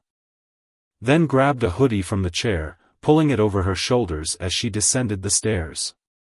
The night air greeted her with an eerie stillness, the world beyond her door too quiet, too empty. She retrieved the envelope, her eyes darting to the shadows one last time before she retreated inside, locking the door with a trembling hand. In the dim light of her kitchen, she tore open the flap. Her fingers tense and unsteady. A file spilled out, a dense, heavily redacted police report. At the top, a name: Jonathan Bryant. Her breath hitched, her pulse hammering as she scanned the pages. With each line, her heartbeat grew louder, a relentless drum in her chest. Complaints buried deep, reports of excessive force, fabricated evidence, brutality, all of it laid bare. And then, on the final page, unredacted and stark, a name she knew too well: her father. The world tilted beneath her. When she was 12, her father had been accused of theft. A charge she'd spent years convincing herself was a mistake, a cruel twist of a broken system. But now, here was the truth, cold and undeniable. Bryant had been there, had orchestrated it. Had ruined her family with the same untouchable arrogance he'd wielded his entire career. She gripped the papers until her knuckles whitened, her hands trembling not with fear but with a raw, consuming rage. This wasn't just about justice anymore, it was personal, a wound reopened and festering. If they thought she was a threat before, they were about to discover the full measure of her fury. Days later, the courtroom buzzed with restless energy, packed beyond capacity. Every seat was claimed.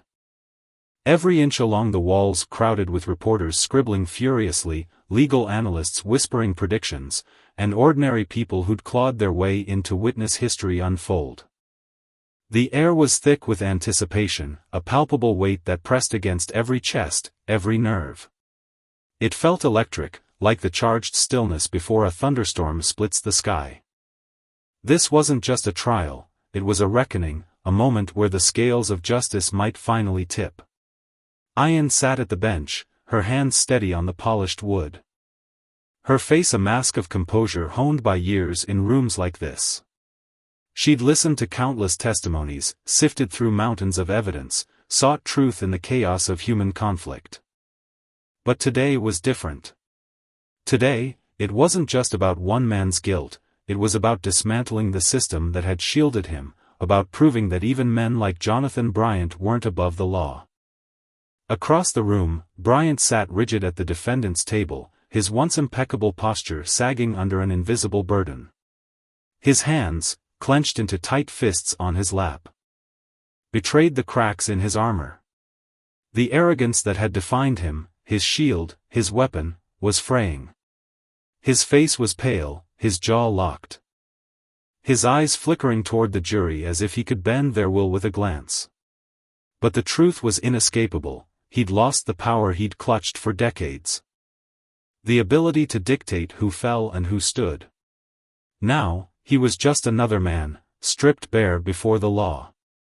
The jury had deliberated for 5 grueling hours, each minute stretching into eternity.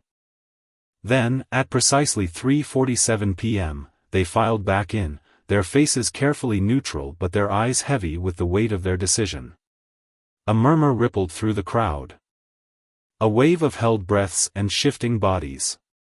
The room fell silent, so still that the rustle of paper, the creak of a chair, even a stifled cough felt like a thunderclap. The foreman rose, unfolding the verdict with steady hands, his expression inscrutable. He cleared his throat, casting a fleeting glance at Bryant before speaking.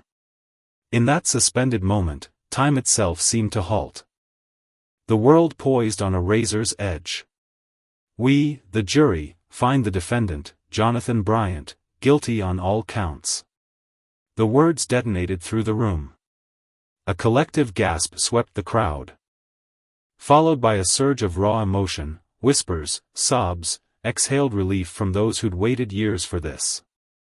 But Bryant didn't move. For several agonizing seconds, he sat frozen, his face blank. His hands still, his body rejecting the reality crashing down around him. Then his breathing shifted, sharp, uneven, his shoulders rising and falling as his nostrils flared. His jaw clenched so tightly it seemed he might shatter his own teeth, a desperate attempt to hold himself together as the world he'd built unraveled. The chief bailiff stepped forward, his voice firm. "Jonathan Bryant, please rise." Bryant didn't budge, as if his mind clung to some delusion of reprieve. Then, slowly, like a condemned man trudging toward the gallows, he stood. His hands, once symbols of his authority, gripping his badge, his gun, his power, hung limp at his sides, useless now. In that courtroom, justice wasn't just served, it was reclaimed. Ian watched. Her heart steady, her resolve unbreakable. Bryant's fall wasn't merely punishment, it was a lesson etched in the bones of the system he'd abused. Power unchecked breeds corruption, and no one, not even the untouchable, escapes the consequences forever. On a crisp March morning in 2025, the courtroom buzzed with a tense, electric anticipation as Jonathan Bryant stood motionless. His broad shoulders slumped under the weight of inevitability. The judge's voice rang out, clear and unwavering, delivering a sentence that echoed through the chamber like a thunderclap. 15 years, no chance of parole for the first decade, no special privileges, no loopholes to exploit. For the first time in his life, Jonathan, a man who had thrived on bending the world to his will, felt the suffocating grip of powerlessness close around him. His chest tightened as the reality sank in, there would be no escaping this. The bailiff stepped forward, his heavy boots thudding against the polished floor, and Jonathan flinched as the cold, unyielding metal of handcuffs snapped shut around his wrists.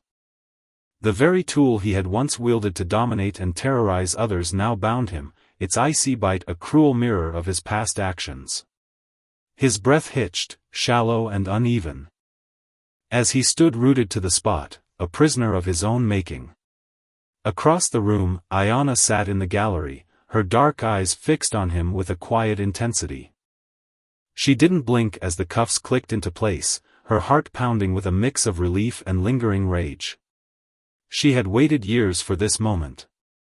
Years of watching him strut through life untouchable, his arrogance a shield no one dared pierce. Now, as the cameras flashed like lightning, capturing every twitch of his clenched jaw and every flicker of dread in his hazel eyes, she saw the mask slip. He turned his head, just a fraction, and their gazes locked for a fleeting second.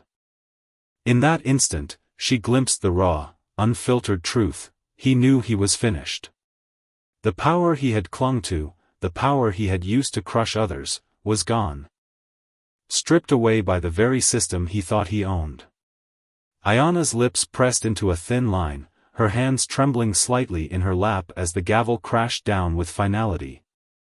A sound that reverberated in her bones. Justice, she thought, tasted bittersweet. As the bailiff escorted Bryant toward the side exit, his once confident stride reduced to a shuffling gait.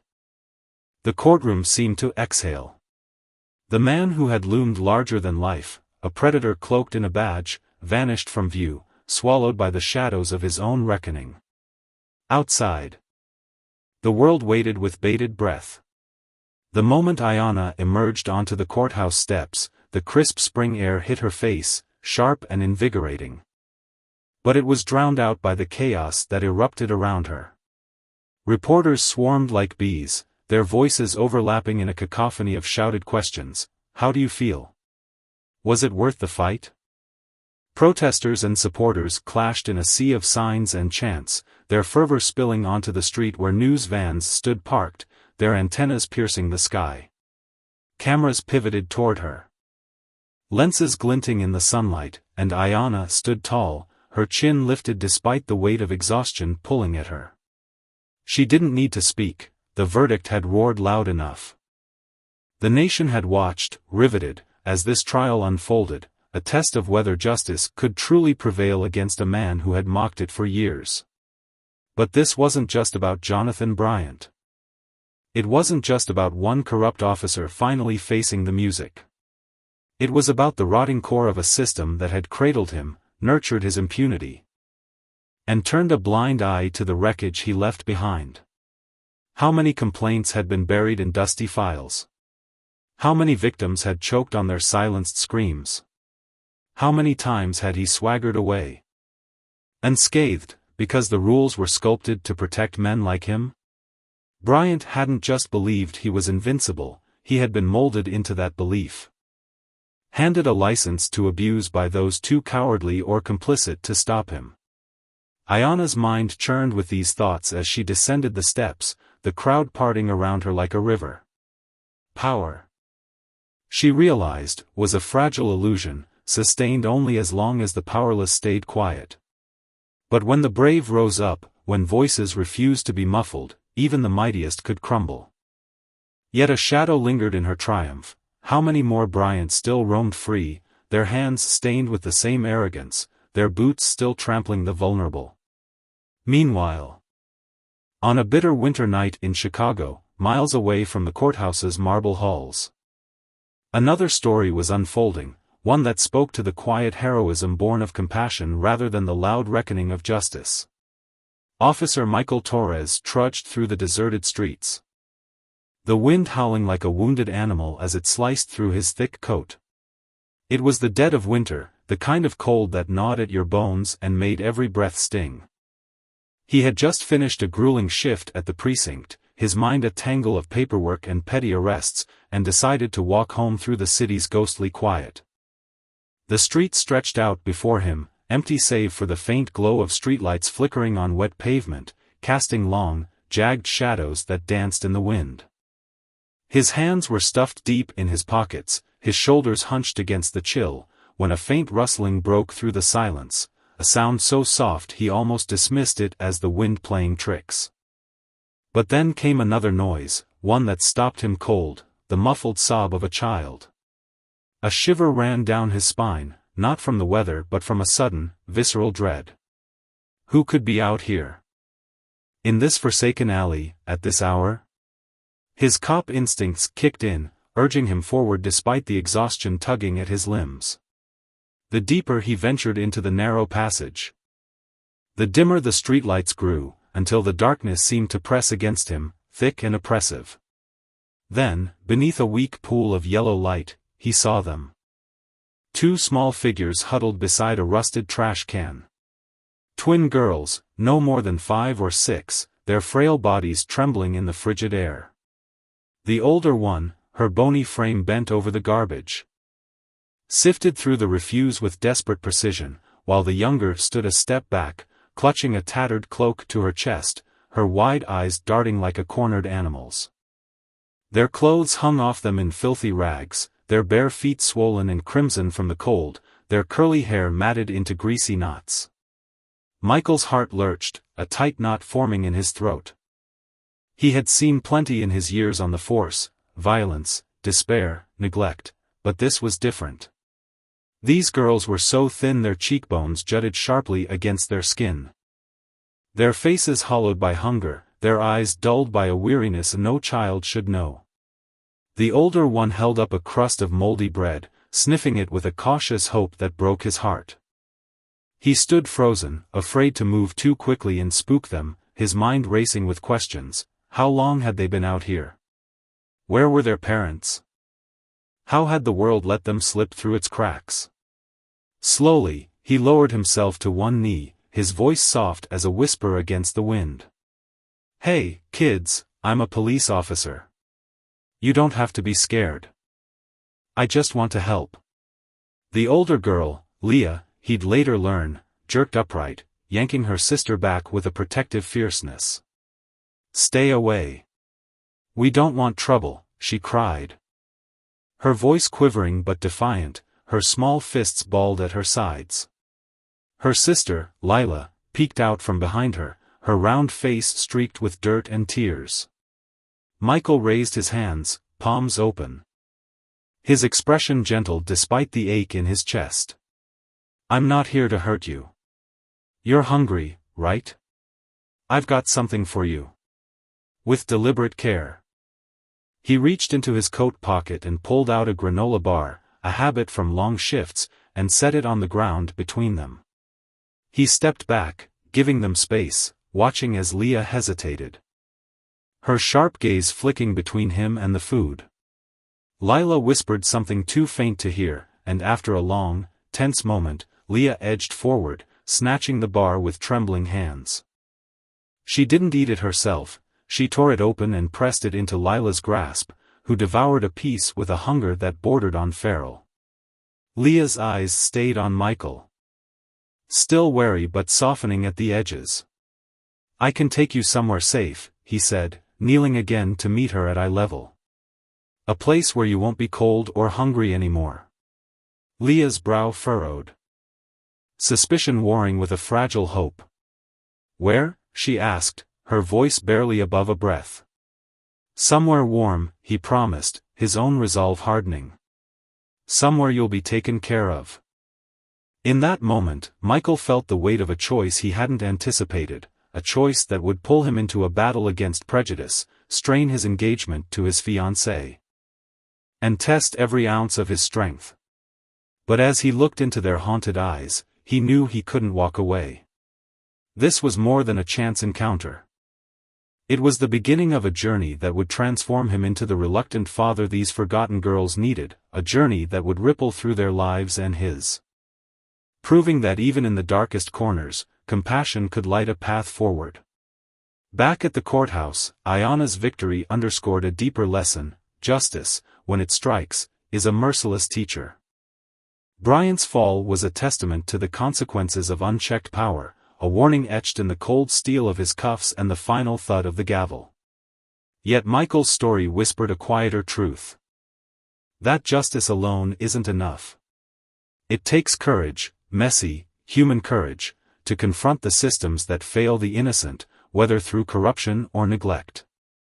Together, their tales wove a tapestry of accountability and redemption, reminding us that while one battle may end, the war for a world where power serves rather than destroys rages on. In the dim glow of a Chicago alley, a soft voice broke the silence, fragile yet piercing, as Lila murmured, almost too quiet to hear, "We don't want to go back to the orphanage." Her words landed like a dagger in Michael's chest, sharp and unrelenting. He didn't know the full weight of their past, but the tremor in her voice painted a vivid picture of fear, of wounds too deep for children so small. Without a second thought, he reached for his radio, summoning an ambulance with a steady urgency that belied the storm brewing inside him. As they waited, the biting wind clawing at their skin, he ushered the two girls, Leah and Lila, into the warmth of his patrol car. He shrugged off his heavy coat, draping it over their trembling shoulders. Leah, the older of the two, peered up at him, her voice a faint thread in the air. "Thank you, officer," she whispered, her eyes wide and searching.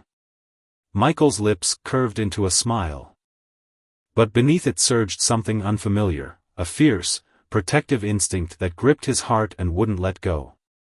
The ambulance arrived with a wail of sirens, cutting through the stillness of the night. Michael climbed in beside the girls, settling into the narrow space between them as the vehicle lurched forward. He took Leah's hand, her fingers icy and frail against his own, and leaned close. "I won't let anyone hurt you anymore," he whispered, his voice a solemn vow. "I promise." Neither girl spoke. But their eyes, Leah's cautious, Lila's clinging to a flicker of hope, locked onto his, tethering them together in that fleeting moment. The ambulance raced through Chicago's deserted streets, its red and blue lights slashing across the darkened buildings like a beacon in the void. Leah pressed herself against the window, clutching the coat tighter, while Lila curled into Michael's side, her tiny hands gripping his sleeve as if he were the last anchor in a world that had crumbled beneath her. Inside, Michael's mind churned. This wasn't just another call, another night on duty to clock out of. No, this was something seismic, a shift he felt in his bones. He glanced at Leah, her sharp cheekbones stark against her pale skin, and then at Lila, her breaths shallow but steady. He couldn't shake the image of them scrounging by that trash can, ghostly figures in the shadows, scavenging for scraps to survive. When they reached the hospital, the doors burst open, and the medical team swept in with practiced efficiency. Michael trailed close behind as the girls were whisked into the emergency room, his boots echoing on the linoleum floor, his gaze never straying from them. The sterile scent of antiseptics stung his nose, and the fluorescent lights buzzed overhead, casting harsh shadows on the walls. A doctor approached, clipboard in hand, his expression a mix of gravity and compassion. "They're in rough shape," he said, his voice low but firm. "The older one, severely malnourished and dehydrated. The younger one's not much better, and she's got some scratches and bruises, likely from rough living." Michael's jaw tightened, but he forced his tone to stay even. "They'll pull through, right?" The doctor's eyes softened. "We'll do everything we can. You got them here just in time, any longer, and I can't say what might have happened." The words hung heavy, sinking into Michael like lead. He nodded, swallowing the lump in his throat, and turned to peer through the glass into the examination room. Leah sat upright on a bed, her posture rigid, while Lila lay sprawled on another. Exhaustion claiming her. They looked so small, so breakable, dwarfed by the sterile white sheets and the flurry of nurses moving around them. A nurse waved him in, and he stepped into the room. His presence filling the space with a quiet strength. Leah's eyes tracked his every move, still guarded but softer now, as if his steady gaze chipped away at her defenses. He pulled a chair beside her bed, the metal legs scraping against the floor, and sat down. "How are you feeling?" he asked, his tone gentle but laced with concern. Leah stared at her hands, her fingers twisting together. "We're okay," she whispered, then hesitated. "It's just, we don't want to go back to the orphanage." Her voice cracked, and Michael felt it, a raw, aching plea that sliced through him. He drew a deep breath, steadying himself against the flood of emotion her words unleashed. "I promise," he said, his eyes burning with resolve. "I'll find you a safe place. No one will hurt you anymore." Leah lifted her gaze, her brown eyes shimmering with doubt and a fragile thread of hope. "You promise?" she asked, her voice trembling like a leaf in the wind. "I promise," he replied, unwavering, and though she said nothing more. The slight nod she gave him felt like the first crack of trust breaking through her armor. That night, Michael didn't leave. He stayed rooted by Leah's bedside, his broad frame slouched in the chair, watching over her as Lila slept soundly nearby. Leah didn't sleep, her eyes, wide and restless, stared at the ceiling, tracing invisible fears across its blank expanse. Michael leaned closer, his voice a soft murmur in the quiet. "Are you okay, Leah?" She shook her head, her whisper barely audible. We don't want to bother you. If you take us, we'll be good. We won't cause trouble." Her words stunned him, a gut punch that left him reeling. That she, so young, saw herself as a burden, it shattered something inside him. He reached for her hand, her cold, trembling fingers dwarfed by his warm grip. "Leah," he said, his voice thick with emotion, "you and Lila aren't a burden. I want to help you because you deserve it. You're not troubling anyone." For the first time, tears welled in her eyes, silent streams carving paths down her gaunt cheeks. Michael brushed them away with a tenderness that surprised even him. A fierce determination igniting within him to shield these girls from a world that had already taken too much. All night, he kept vigil. Lila's steady breaths filled the silence, a small comfort. While Leah shifted restlessly, her tiny frame swallowed by the hospital bed. He didn't know what lay ahead, but one truth anchored him: his life had veered onto a new path, irrevocably altered by these two souls. Morning crept in, gray light filtering through the blinds, and when Leah's eyes fluttered open, they found Michael still there, his tired face softening into a gentle smile. For the first time, she smiled back, a faint, hesitant curve of her lips, but to Michael, it was a dawn breaking after an endless night. When he finally stepped outside, the cold March wind sliced through his jacket, but he barely felt it. His mind replayed every moment: Leah's wary gaze, Lila's clinging hands, the weight of their trust settling on his shoulders. He stopped at a coffee shop on his way home, a familiar haunt with chipped mugs and the hum of quiet conversations. Ordering a black coffee, he slid into a booth by the window, the steam rising from the cup warming his hands as he stared at the sparse traffic crawling by. But his thoughts were elsewhere, on Leah's quiet strength. How she shielded her sister with every glance, on Lila's timid hope, peeking out from behind her fear. He pulled out his phone, his thumb hovering over the screen before dialing Monica, his fiancée. She answered after a few rings, her voice bright and familiar, a lifeline in the chaos of his thoughts. They'd dreamed of a future together, marriage, a house, kids of their own, but now, two fragile girls had rewritten that script. He took a breath, knowing she'd listen, hoping she'd stand with him in this uncharted territory. In that alley, Michael had stumbled into more than a rescue. He'd uncovered a lesson etched in the girls' hollow eyes: justice wasn't just a badge or a courtroom verdict, it was a promise kept. A hand extended when power had failed them. The orphanage, the streets, the bruises on Lila's skin, they were scars of a system that had turned its back, of authority abused or absent. Now, with every fiber of his being, Michael vowed to be their shield, to wield his own power not as a weapon but as a refuge. The consequences of neglect had nearly claimed them.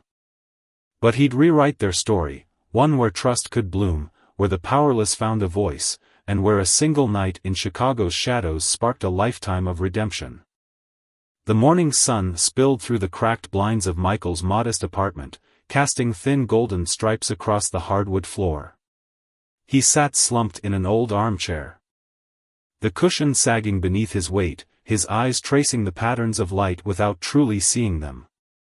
Exhaustion clung to him like a second skin after a sleepless night at the hospital. Yet his mind buzzed with restless energy. The phone rested heavily in his hand, still warm from the call he'd just ended with Monica.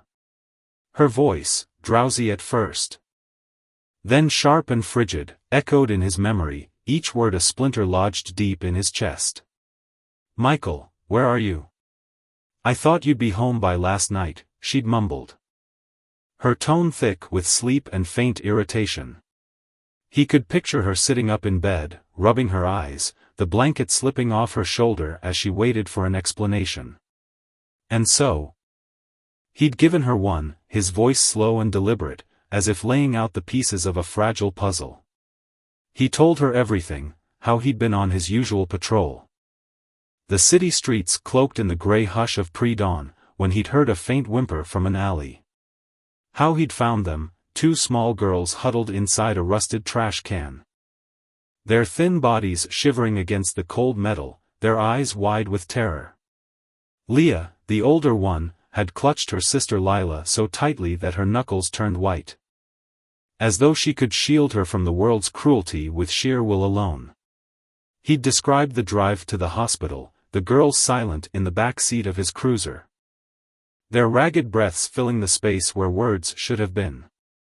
He told Monica how he'd stayed by their bedsides all night, the sterile white walls of the pediatric ward glowing under fluorescent lights, the steady beep of monitors punctuating the stillness. Leah had whispered to him in broken fragments, stories of hunger, of hiding, of hands that hurt them when no one was looking. Lila, too young to form full sentences, had simply curled into his side, her tiny fingers gripping his sleeve as if he were her lifeline. Michael's heart had twisted with every word, every tear, a quiet rage simmering beneath his exhaustion. How could anyone abandon them? How could the world let them fall through the cracks? The line had gone quiet after he finished, the silence stretching taut between them like a wire ready to snap. He'd waited, his breath shallow, picturing Monica's face, her furrowed brow, her lips pressed into a thin line as she processed it all. When she finally spoke, her voice was soft but laced with pain. "I know this hurts you, Michael. But you did the right thing. You took them to the hospital. The doctors and social workers, they'll take it from there." He'd leaned back in his chair, closing his eyes against the ache building behind them. She was right. In a way. The system was designed to step in, to patch up the broken and move them along. But deep inside, a restless fire burned, whispering that it wasn't enough, not for Leah, not for Lila, not for him. "Monica," he'd said, his voice dropping low, "I think I want to adopt them." The words had exploded into the stillness like a thunderclap, shattering the fragile peace of their conversation. He could almost hear her gasp, the sharp intake of breath as her mind reeled. "What did you just say?" she'd asked, her tone faltering. Lost somewhere between disbelief and dread. "I want to adopt Leah and Lila," he repeated, clearer this time, his resolve hardening like steel. "They have no one else. I can't let them go back to the streets or get swallowed up by some orphanage." The image of their faces, Leah's wary brown eyes, Lila's trembling lip, flashed in his mind, fueling his determination. He couldn't abandon them, not after seeing the fear etched into their fragile frames, not after feeling the weight of their trust settle onto his shoulders. Monica's response came like a winter wind. Cold and cutting. "Do you even know what you're saying, Michael? These are strangers, girls you met less than a day ago. We're not ready to be parents, let alone adopt. This is insane." Her words stung, but he pressed on, struggling to keep his voice steady. "I know it sounds crazy, Monica. I get that. But there's something about them, I feel connected to them. I can't explain it.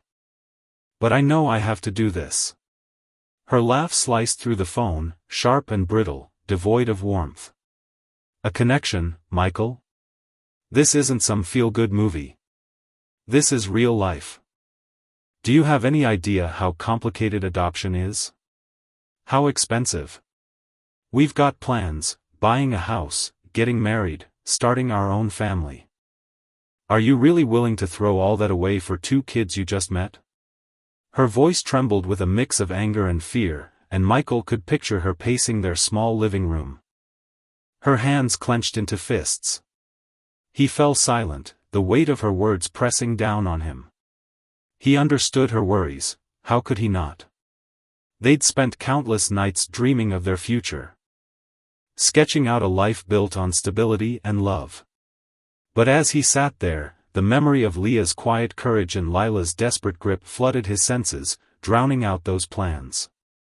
"I'm not throwing anything away, Monica," he said finally, his tone firm but gentle. "Leah and Lila have no one. They've been abandoned, hurt, left to fend for themselves.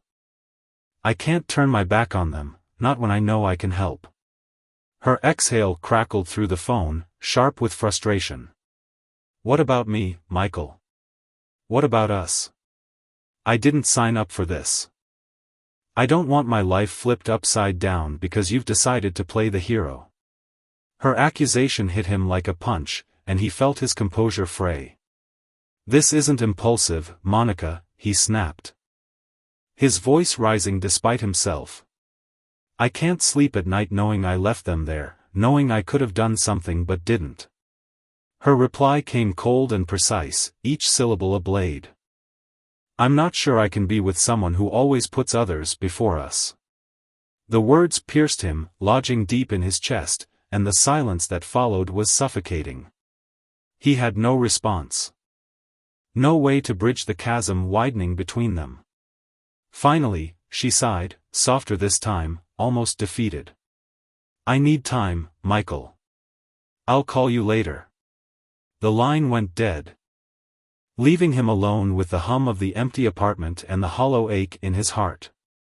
He stayed there for hours, the phone slipping from his hand to the floor. His mind a storm of doubt and conviction. Monica's anger lingered like a shadow, her fears echoing his own. What if he couldn't do this? What if he failed them all? But beneath the uncertainty, a quiet certainty pulsed. He couldn't abandon Leah and Lila, no matter what it cost him. Justice demanded more than dropping them off at a hospital and walking away. It demanded accountability. Not just for those who'd hurt them, but for those who had the power to help and chose not to. And he'd seen too much as a police officer, too many lives crushed by indifference. Too many innocents paying the price for others' abuse of power, to let these girls become another statistic. By afternoon, Michael found himself back at the hospital. His boots echoing against the linoleum as he approached their room. The air smelled of antiseptic and faint hope, a stark contrast to the grime of the alley where he'd found them.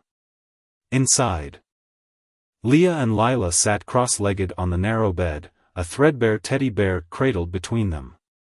Nurse Carla, a stout woman with kind eyes and a no-nonsense demeanor, had given it to them earlier. Her voice gruff but warm as she'd said, "You girls hang on to this, okay? It's been waiting for someone special." Now, Leah's nimble fingers adjusted the bear's lopsided ear while Lila giggled softly. Her laughter a fragile melody in the sterile space. Leah's head snapped up as he entered, her gaze locking onto him with a mix of surprise and tentative trust. A small smile flickered across her face, lighting up her weary features. "You're back," she said, her voice barely above a whisper, tinged with relief that tugged at his heart. He pulled a chair close to the bed and sat, his broad frame dwarfing the flimsy metal frame.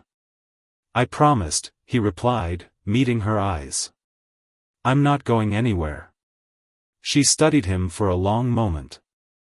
Her large brown eyes searching his face as if testing the truth of his words. Then, almost hesitantly, she asked, "Where will you take us?" Her voice was soft, like a leaf carried on a gentle wind. Fragile yet resolute. "If you take us, we won't bother you. We'll be good. I promise." Michael leaned forward, his elbows resting on his knees. His expression softening with a warmth he hadn't known he could feel. "You'll never bother me, Leah," he said, his voice steady and kind. "You deserve to be loved, to be safe. Both of you. I want you to know that." For the first time, a genuine smile broke across her face, small but radiant, and she nodded, a silent agreement sealing the bond forming between them. In that instant, Michael felt a surge of purpose stronger than anything he'd ever known. He would fight for them, against Monica's doubts, against the labyrinth of the legal system. Against anyone who dared stand in his way, because they deserved more than the scraps life had thrown them. Back at his apartment the next morning, sunlight streamed through the window, illuminating the dust motes dancing in the air. Michael sat at his worn kitchen table, a steaming mug of coffee forgotten beside him as he hunched over his laptop. The screen glowed with adoption forms and legal guidelines, each page a daunting maze of requirements, financial statements, background checks, home visits, counseling sessions. His pen scratched across a notepad, jotting down every detail, proof of income, references, the psychological evaluation he'd need to pass. His job as a police officer loomed large in his mind. The long hours, the danger, the unpredictability, would they see it as a liability? He pushed the thought aside, his jaw tightening. He'd make it work. He had to. With a deep breath, he picked up the phone and dialed the social services office, his pulse quickening as the line rang. "This is Michael Thompson," he said when a woman answered, his voice deep and unwavering. "I'd like to start the process of adopting 2 little girls." The woman on the other end, Mrs. Peterson, she introduced herself, responded with a warmth that surprised him. "Thank you for reaching out, Mr. Thompson. I'm the caseworker assigned to your file. Can you come in tomorrow afternoon to discuss everything?" He agreed without hesitation, his heart thudding against his ribs. This was it, the first step on a road he knew would be steep and winding, but one he was ready to travel. The next day, he stepped into the social services office, a small, unassuming space tucked between a bakery and a thrift store. The walls were lined with faded photos of smiling children and families, their edges curling from years of humidity.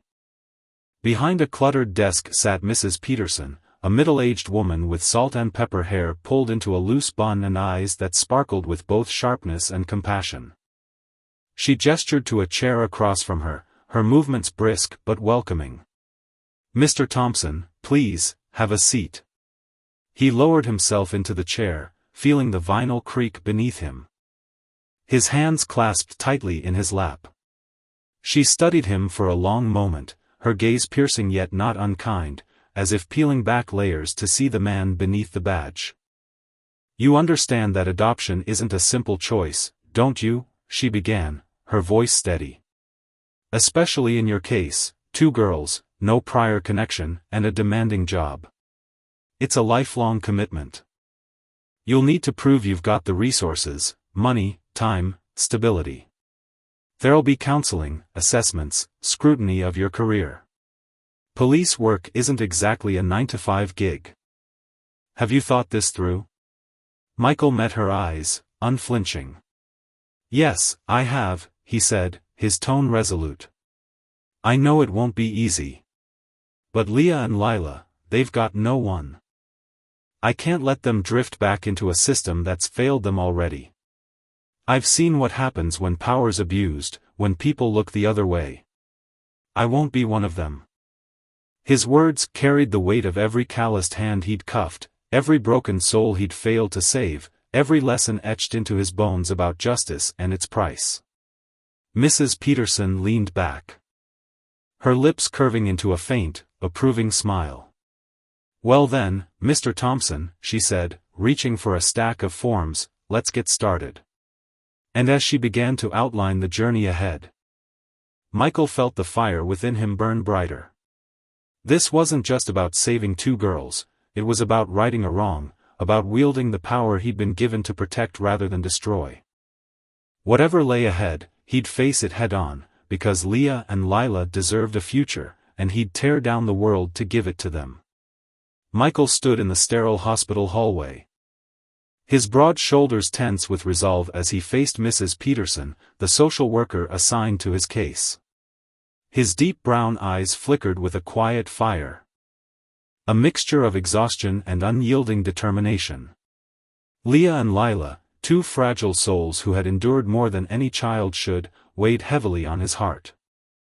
He couldn't bear the thought of them suffering any longer, abandoned, neglected, their innocence chipped away by a world too cruel for their tender years. They've been through enough, he said, his voice steady but laced with an ache that betrayed his stoic exterior. I won't let them keep hurting. Mrs. Peterson, a woman in her late 40s with sharp features softened by years of compassion, nodded thoughtfully. Her pen scratched across the pages of her worn notebook, capturing Michael's words with careful precision. She adjusted her glasses, peering up at him with a look that was both encouraging and stern. All right, Michael, she began, her tone measured but warm. We'll start the assessment process immediately. It's a long road ahead, forms to fill out, interviews to sit through, home inspections to prepare for.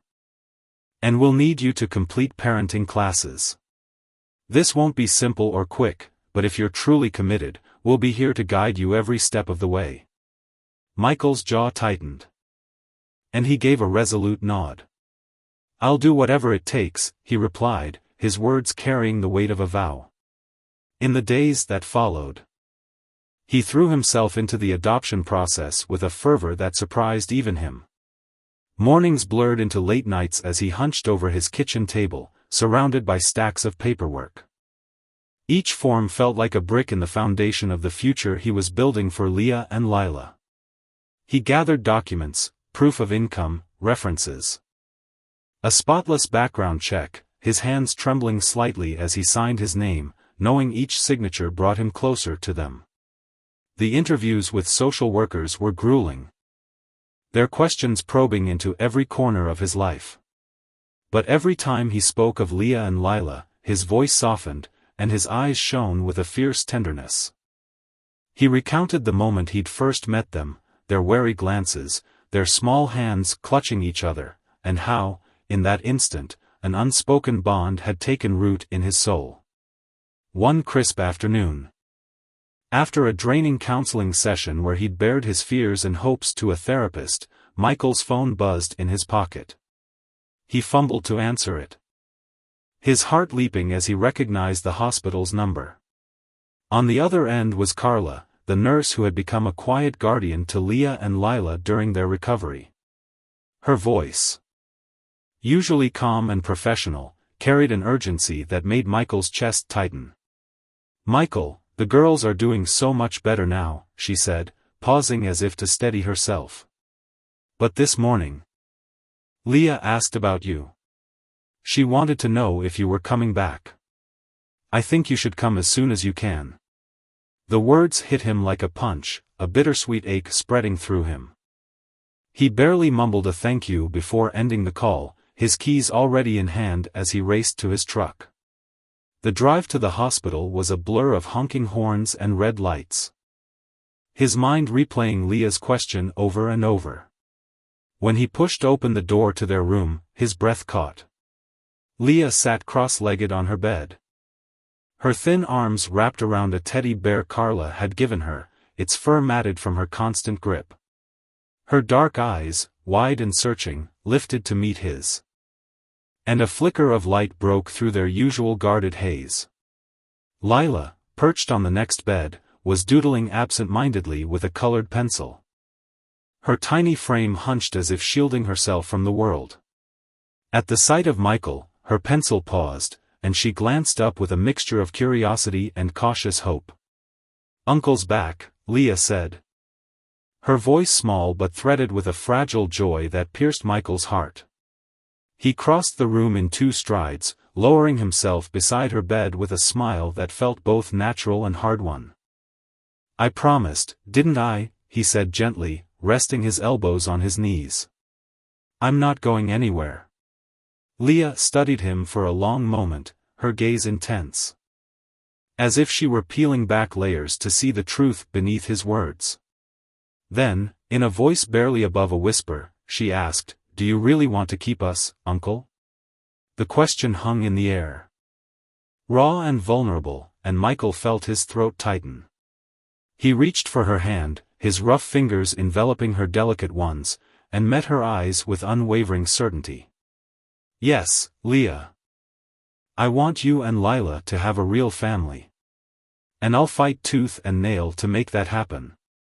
Leah didn't respond right away.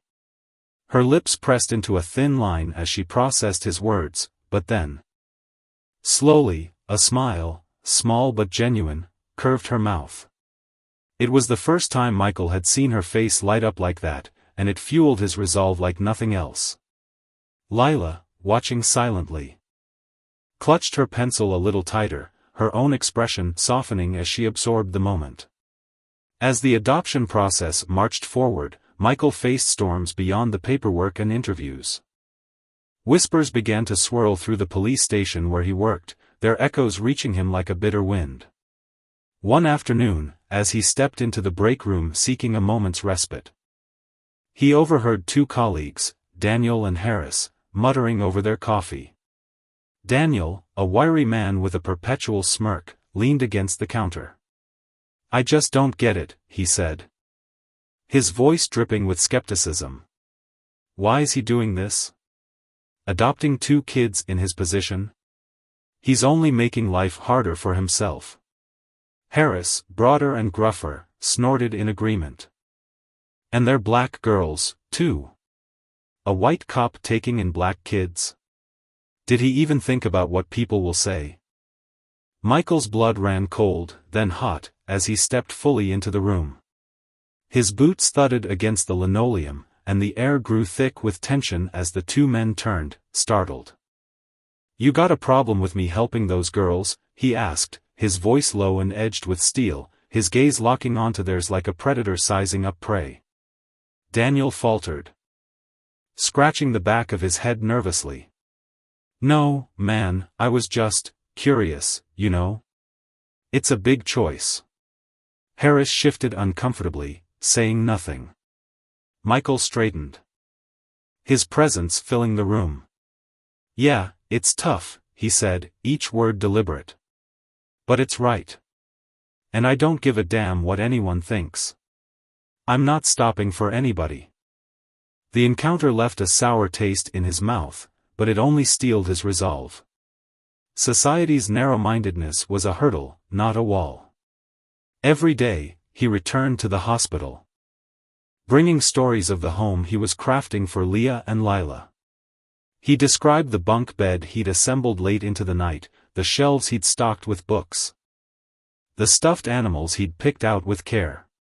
One evening, as the sun dipped below the horizon, casting golden streaks through the hospital window, he sat by Leah's bed. She reached for his hand. Her grip surprisingly strong for someone so small, and looked up at him with eyes full of trust. "You promised you wouldn't leave, right?" she asked, her voice trembling with the weight of 1,000 unspoken fears. Michael leaned down, his hand tightening around hers. "Never, Leah. I'll always be here." In that moment, he knew this fight wasn't just for them, it was for the family they'd become, a bond he couldn't imagine living without. 2 months into the process, a call from Mrs. Peterson changed everything. Her voice crackled through the phone, steady but tinged with excitement. "Michael, you've passed the initial approval. You can bring Leah and Lila home under temporary foster care. This is the last step before full adoption." Joy surged through him, tangled with a thread of nerves. His life was about to transform irrevocably. He wasn't just a man anymore, he was a father.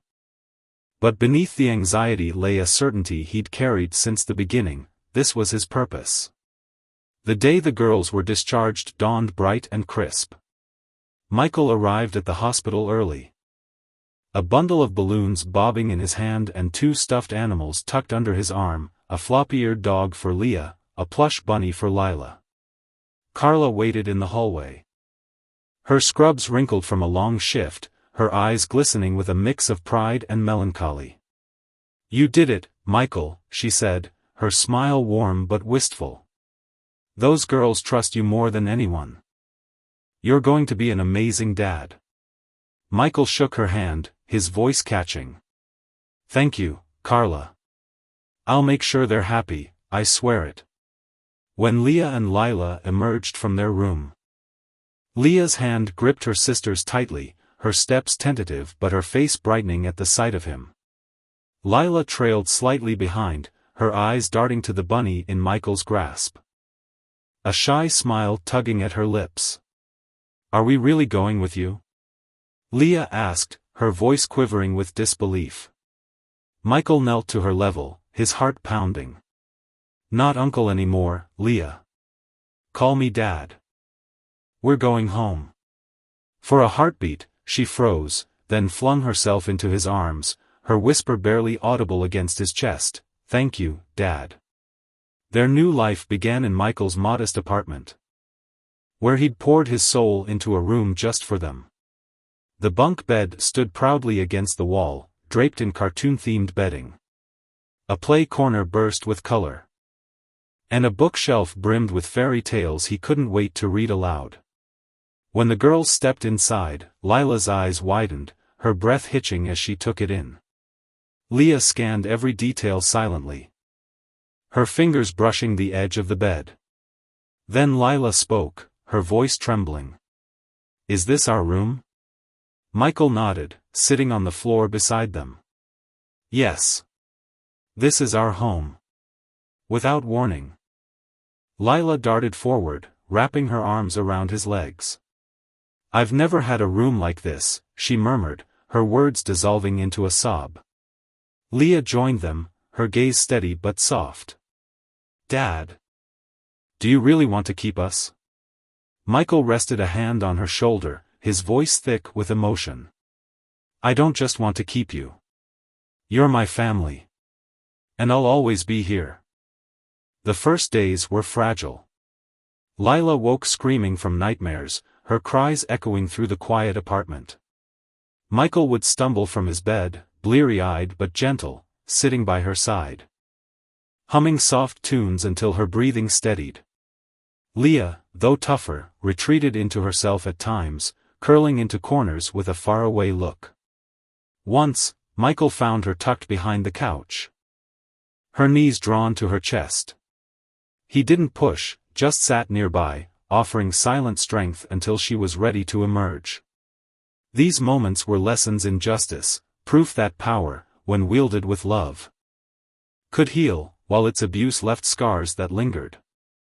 Michael vowed to be their shield, knowing that every step forward was a triumph over the past that had tried to break them.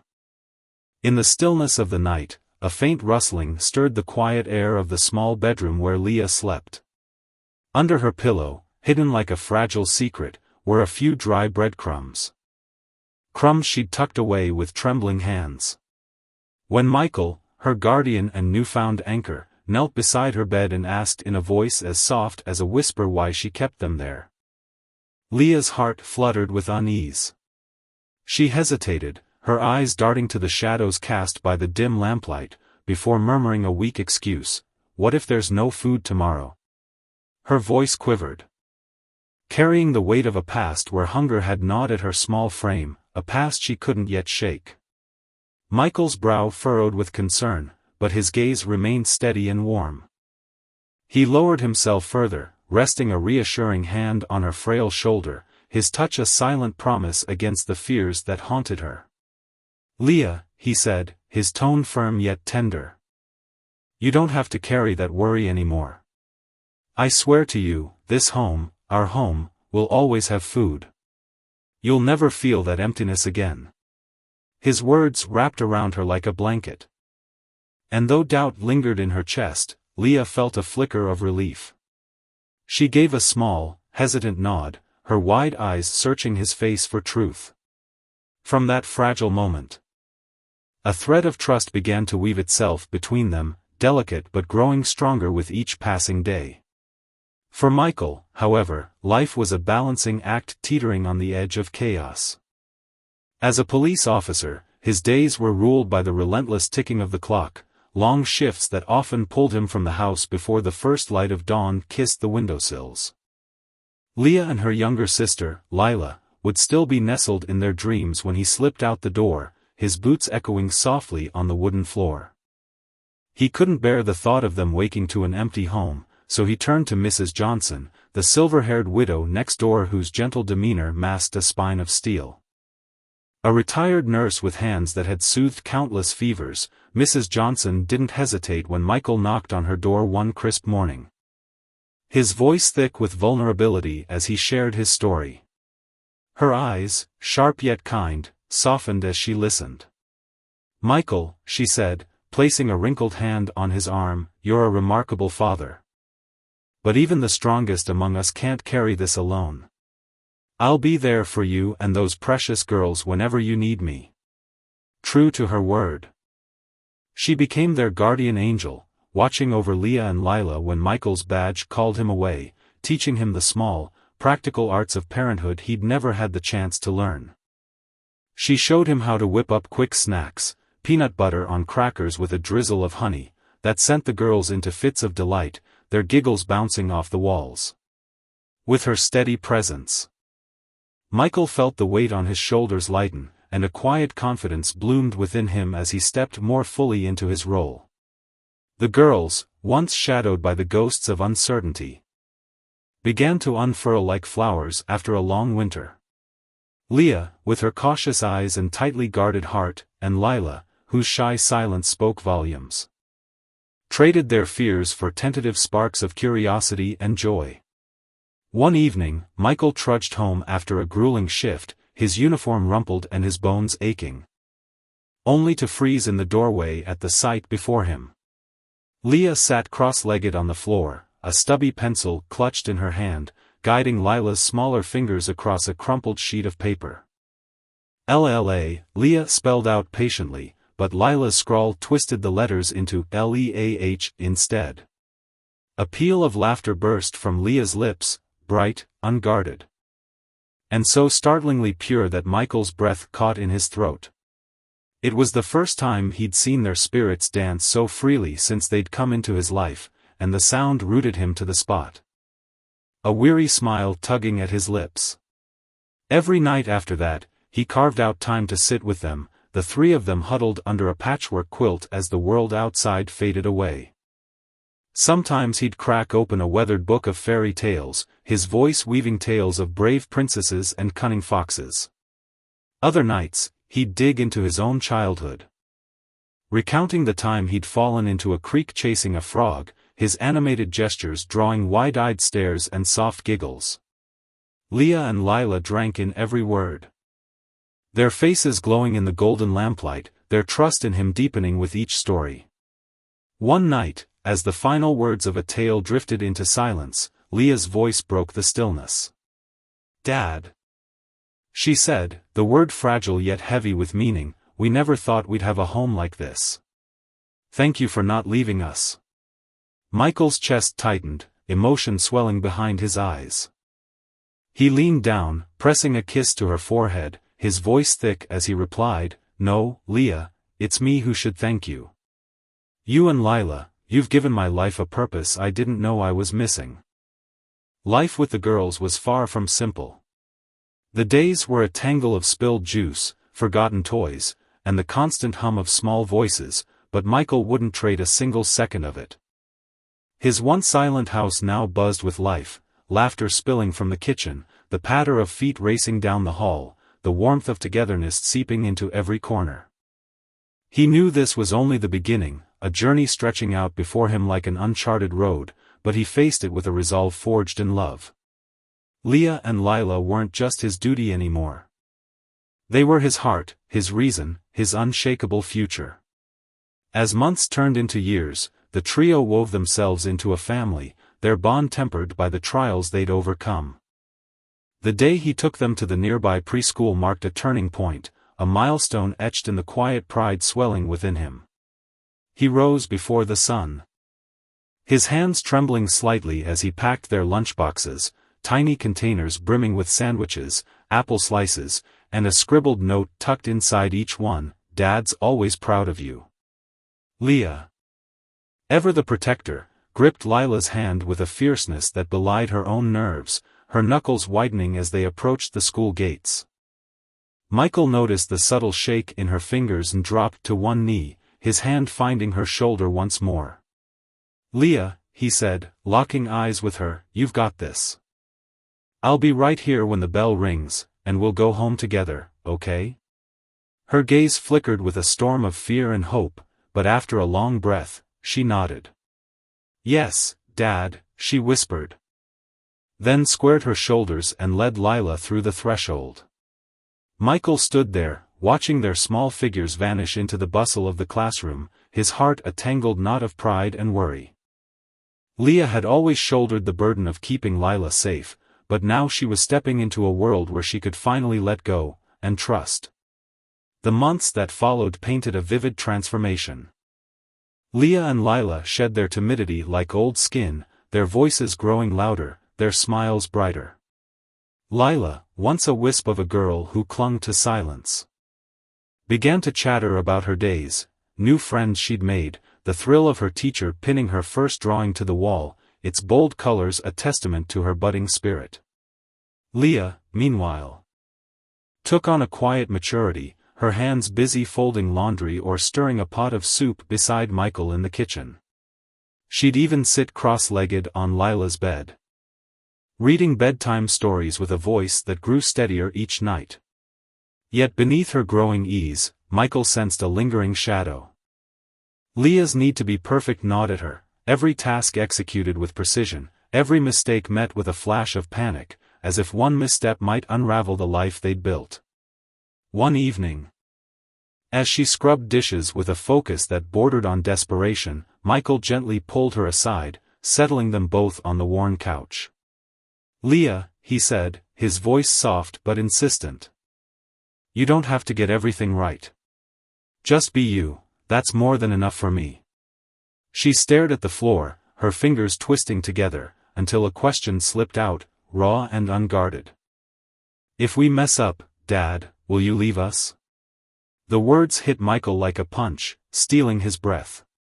He pulled her into his arms, holding her tight as his voice broke with emotion. Never, Leah.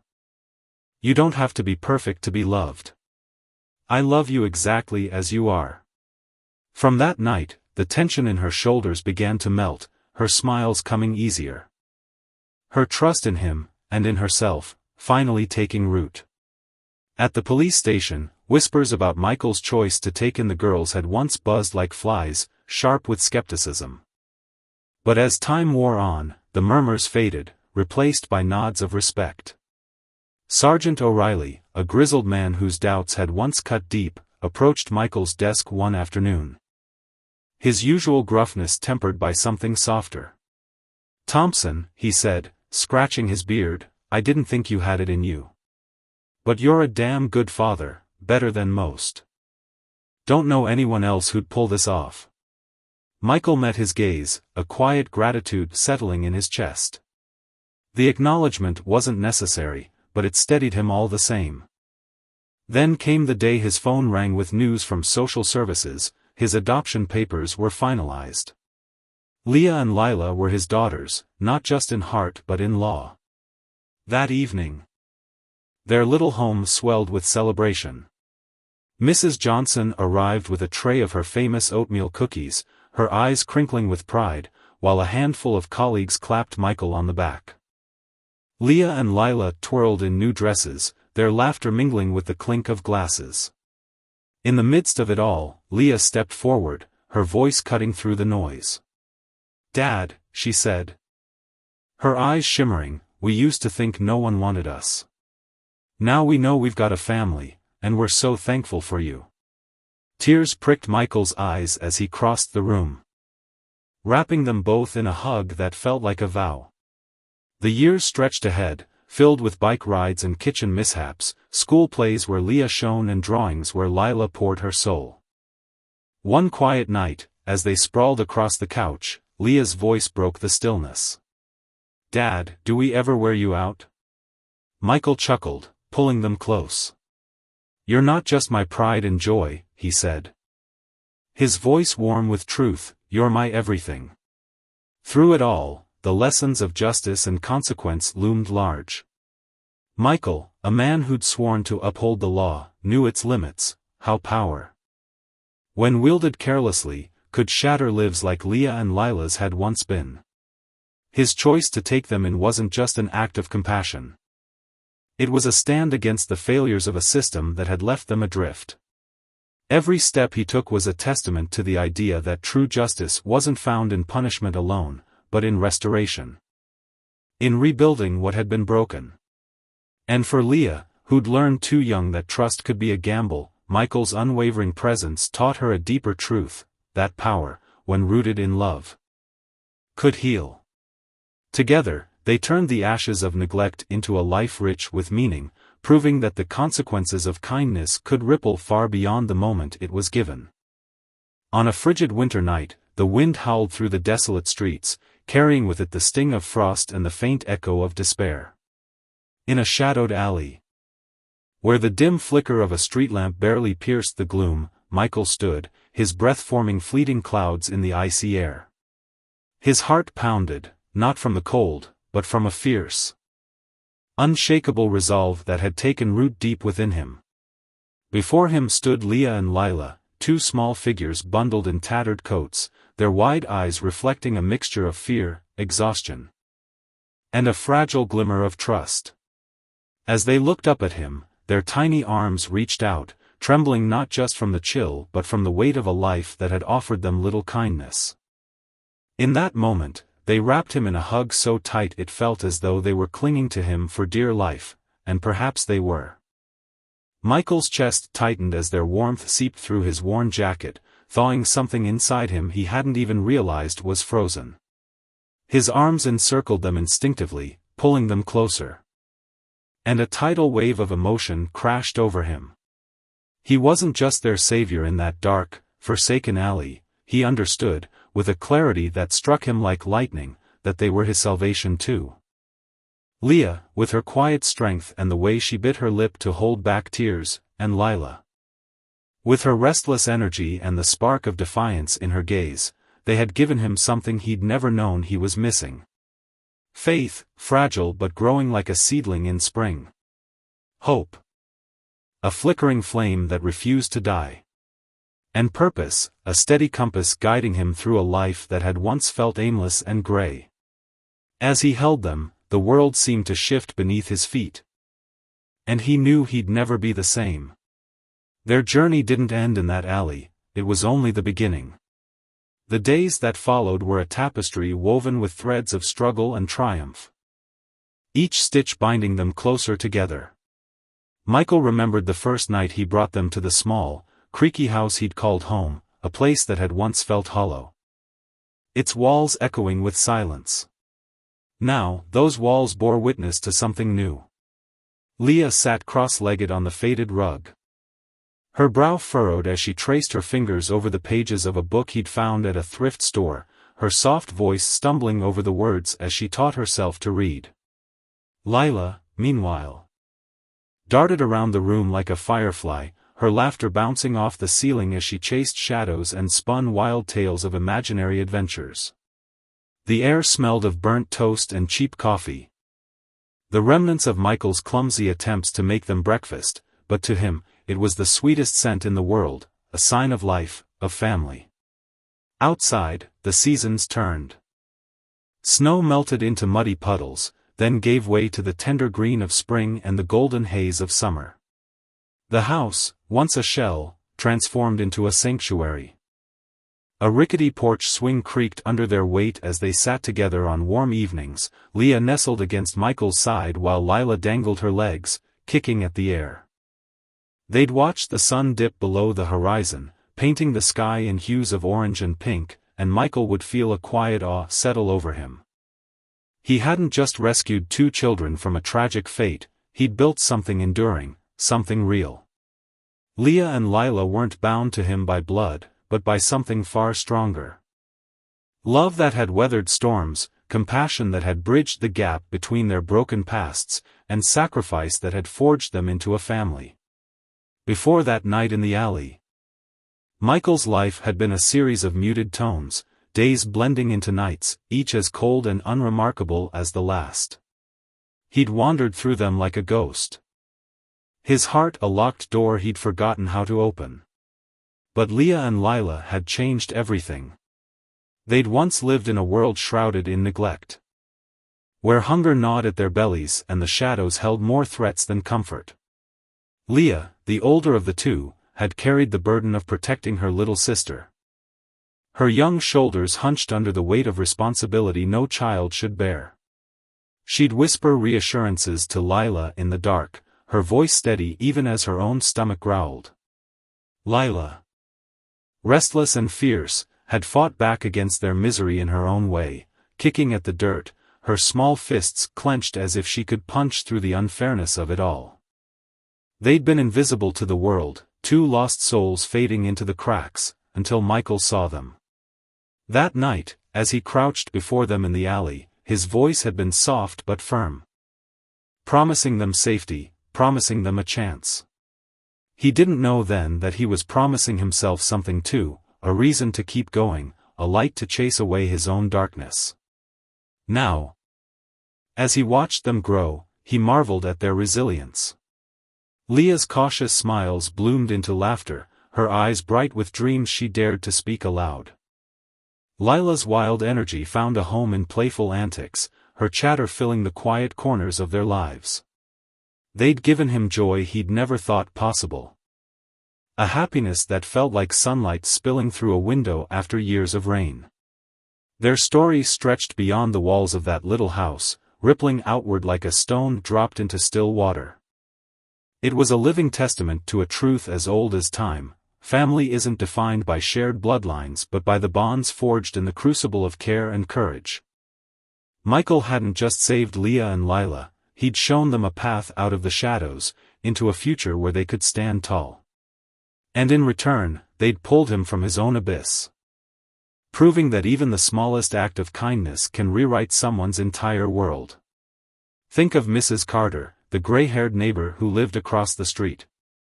Her porch cluttered with chipped flower pots and wind chimes that sang in the breeze. She'd watched Michael's transformation with keen eyes. Her lips curling into a knowing smile as she handed him a basket of warm muffins one crisp morning. "You've got a good heart, Michael," she'd said, her voice raspy but warm. "Those girls, they're lucky to have you, and you're lucky to have them." She'd seen the way Leah and Lila ran to him after school, their backpacks bouncing, their faces alight with trust. Mrs. Carter, who'd once lost a son to a war she rarely spoke of, found her own solace in their laughter, her days a little less lonely because of it. Or consider Tommy, the wiry mechanic at the garage where Michael worked, his hands stained with grease and his grin perpetually lopsided. He'd tease Michael about his newfound softness, gone from lone wolf to family man, huh? But there was admiration in his tone. Tommy had his own struggles, a brother lost to addiction. And he'd linger after shifts to hear about Leah's latest book or Lila's backyard treasure hunts, his eyes distant but grateful for a glimpse of something good. This journey wasn't just about adoption or the quiet pride of fatherhood, it was a clarion call to the world. It whispered to anyone who'd listen, pay attention, show care. Step forward when someone's hand is reaching out from the dark. Michael had become a beacon, not because he was extraordinary, but because he'd chosen to act. He'd faced challenges, a leaking roof, a meager paycheck, the weight of 2 young lives depending on him, and he'd risen to meet them, bolstered by the unshakable truth that he wasn't alone anymore. Their tale carried a deeper lesson. One etched in the lines of Michael's weathered face and the brightness of Leah and Lila's eyes: justice isn't just a grand ideal, but a quiet, personal stand against the wrongs of the world. Michael had righted an injustice, not with fanfare, but with a steady hand extended in love. And yet, it warned of power's shadow too. Had he turned away that night, left them to fate's cruelty, he'd have wielded the power of indifference, a choice with consequences as grave as any abuse of authority. Instead, he'd chosen mercy, and in doing so, he'd rewritten 3 lives. So if this story stirs something in you, a pang of recognition, a spark of resolve, let it move you. Share it with a friend over coffee, recount it to your family around a flickering fire. Let it echo in the spaces where hope is needed most. Because in a world tangled with trials, one heartfelt act can ripple outward, creating miracles where none seemed possible. Michael, Leah, and Lila, they're proof of that.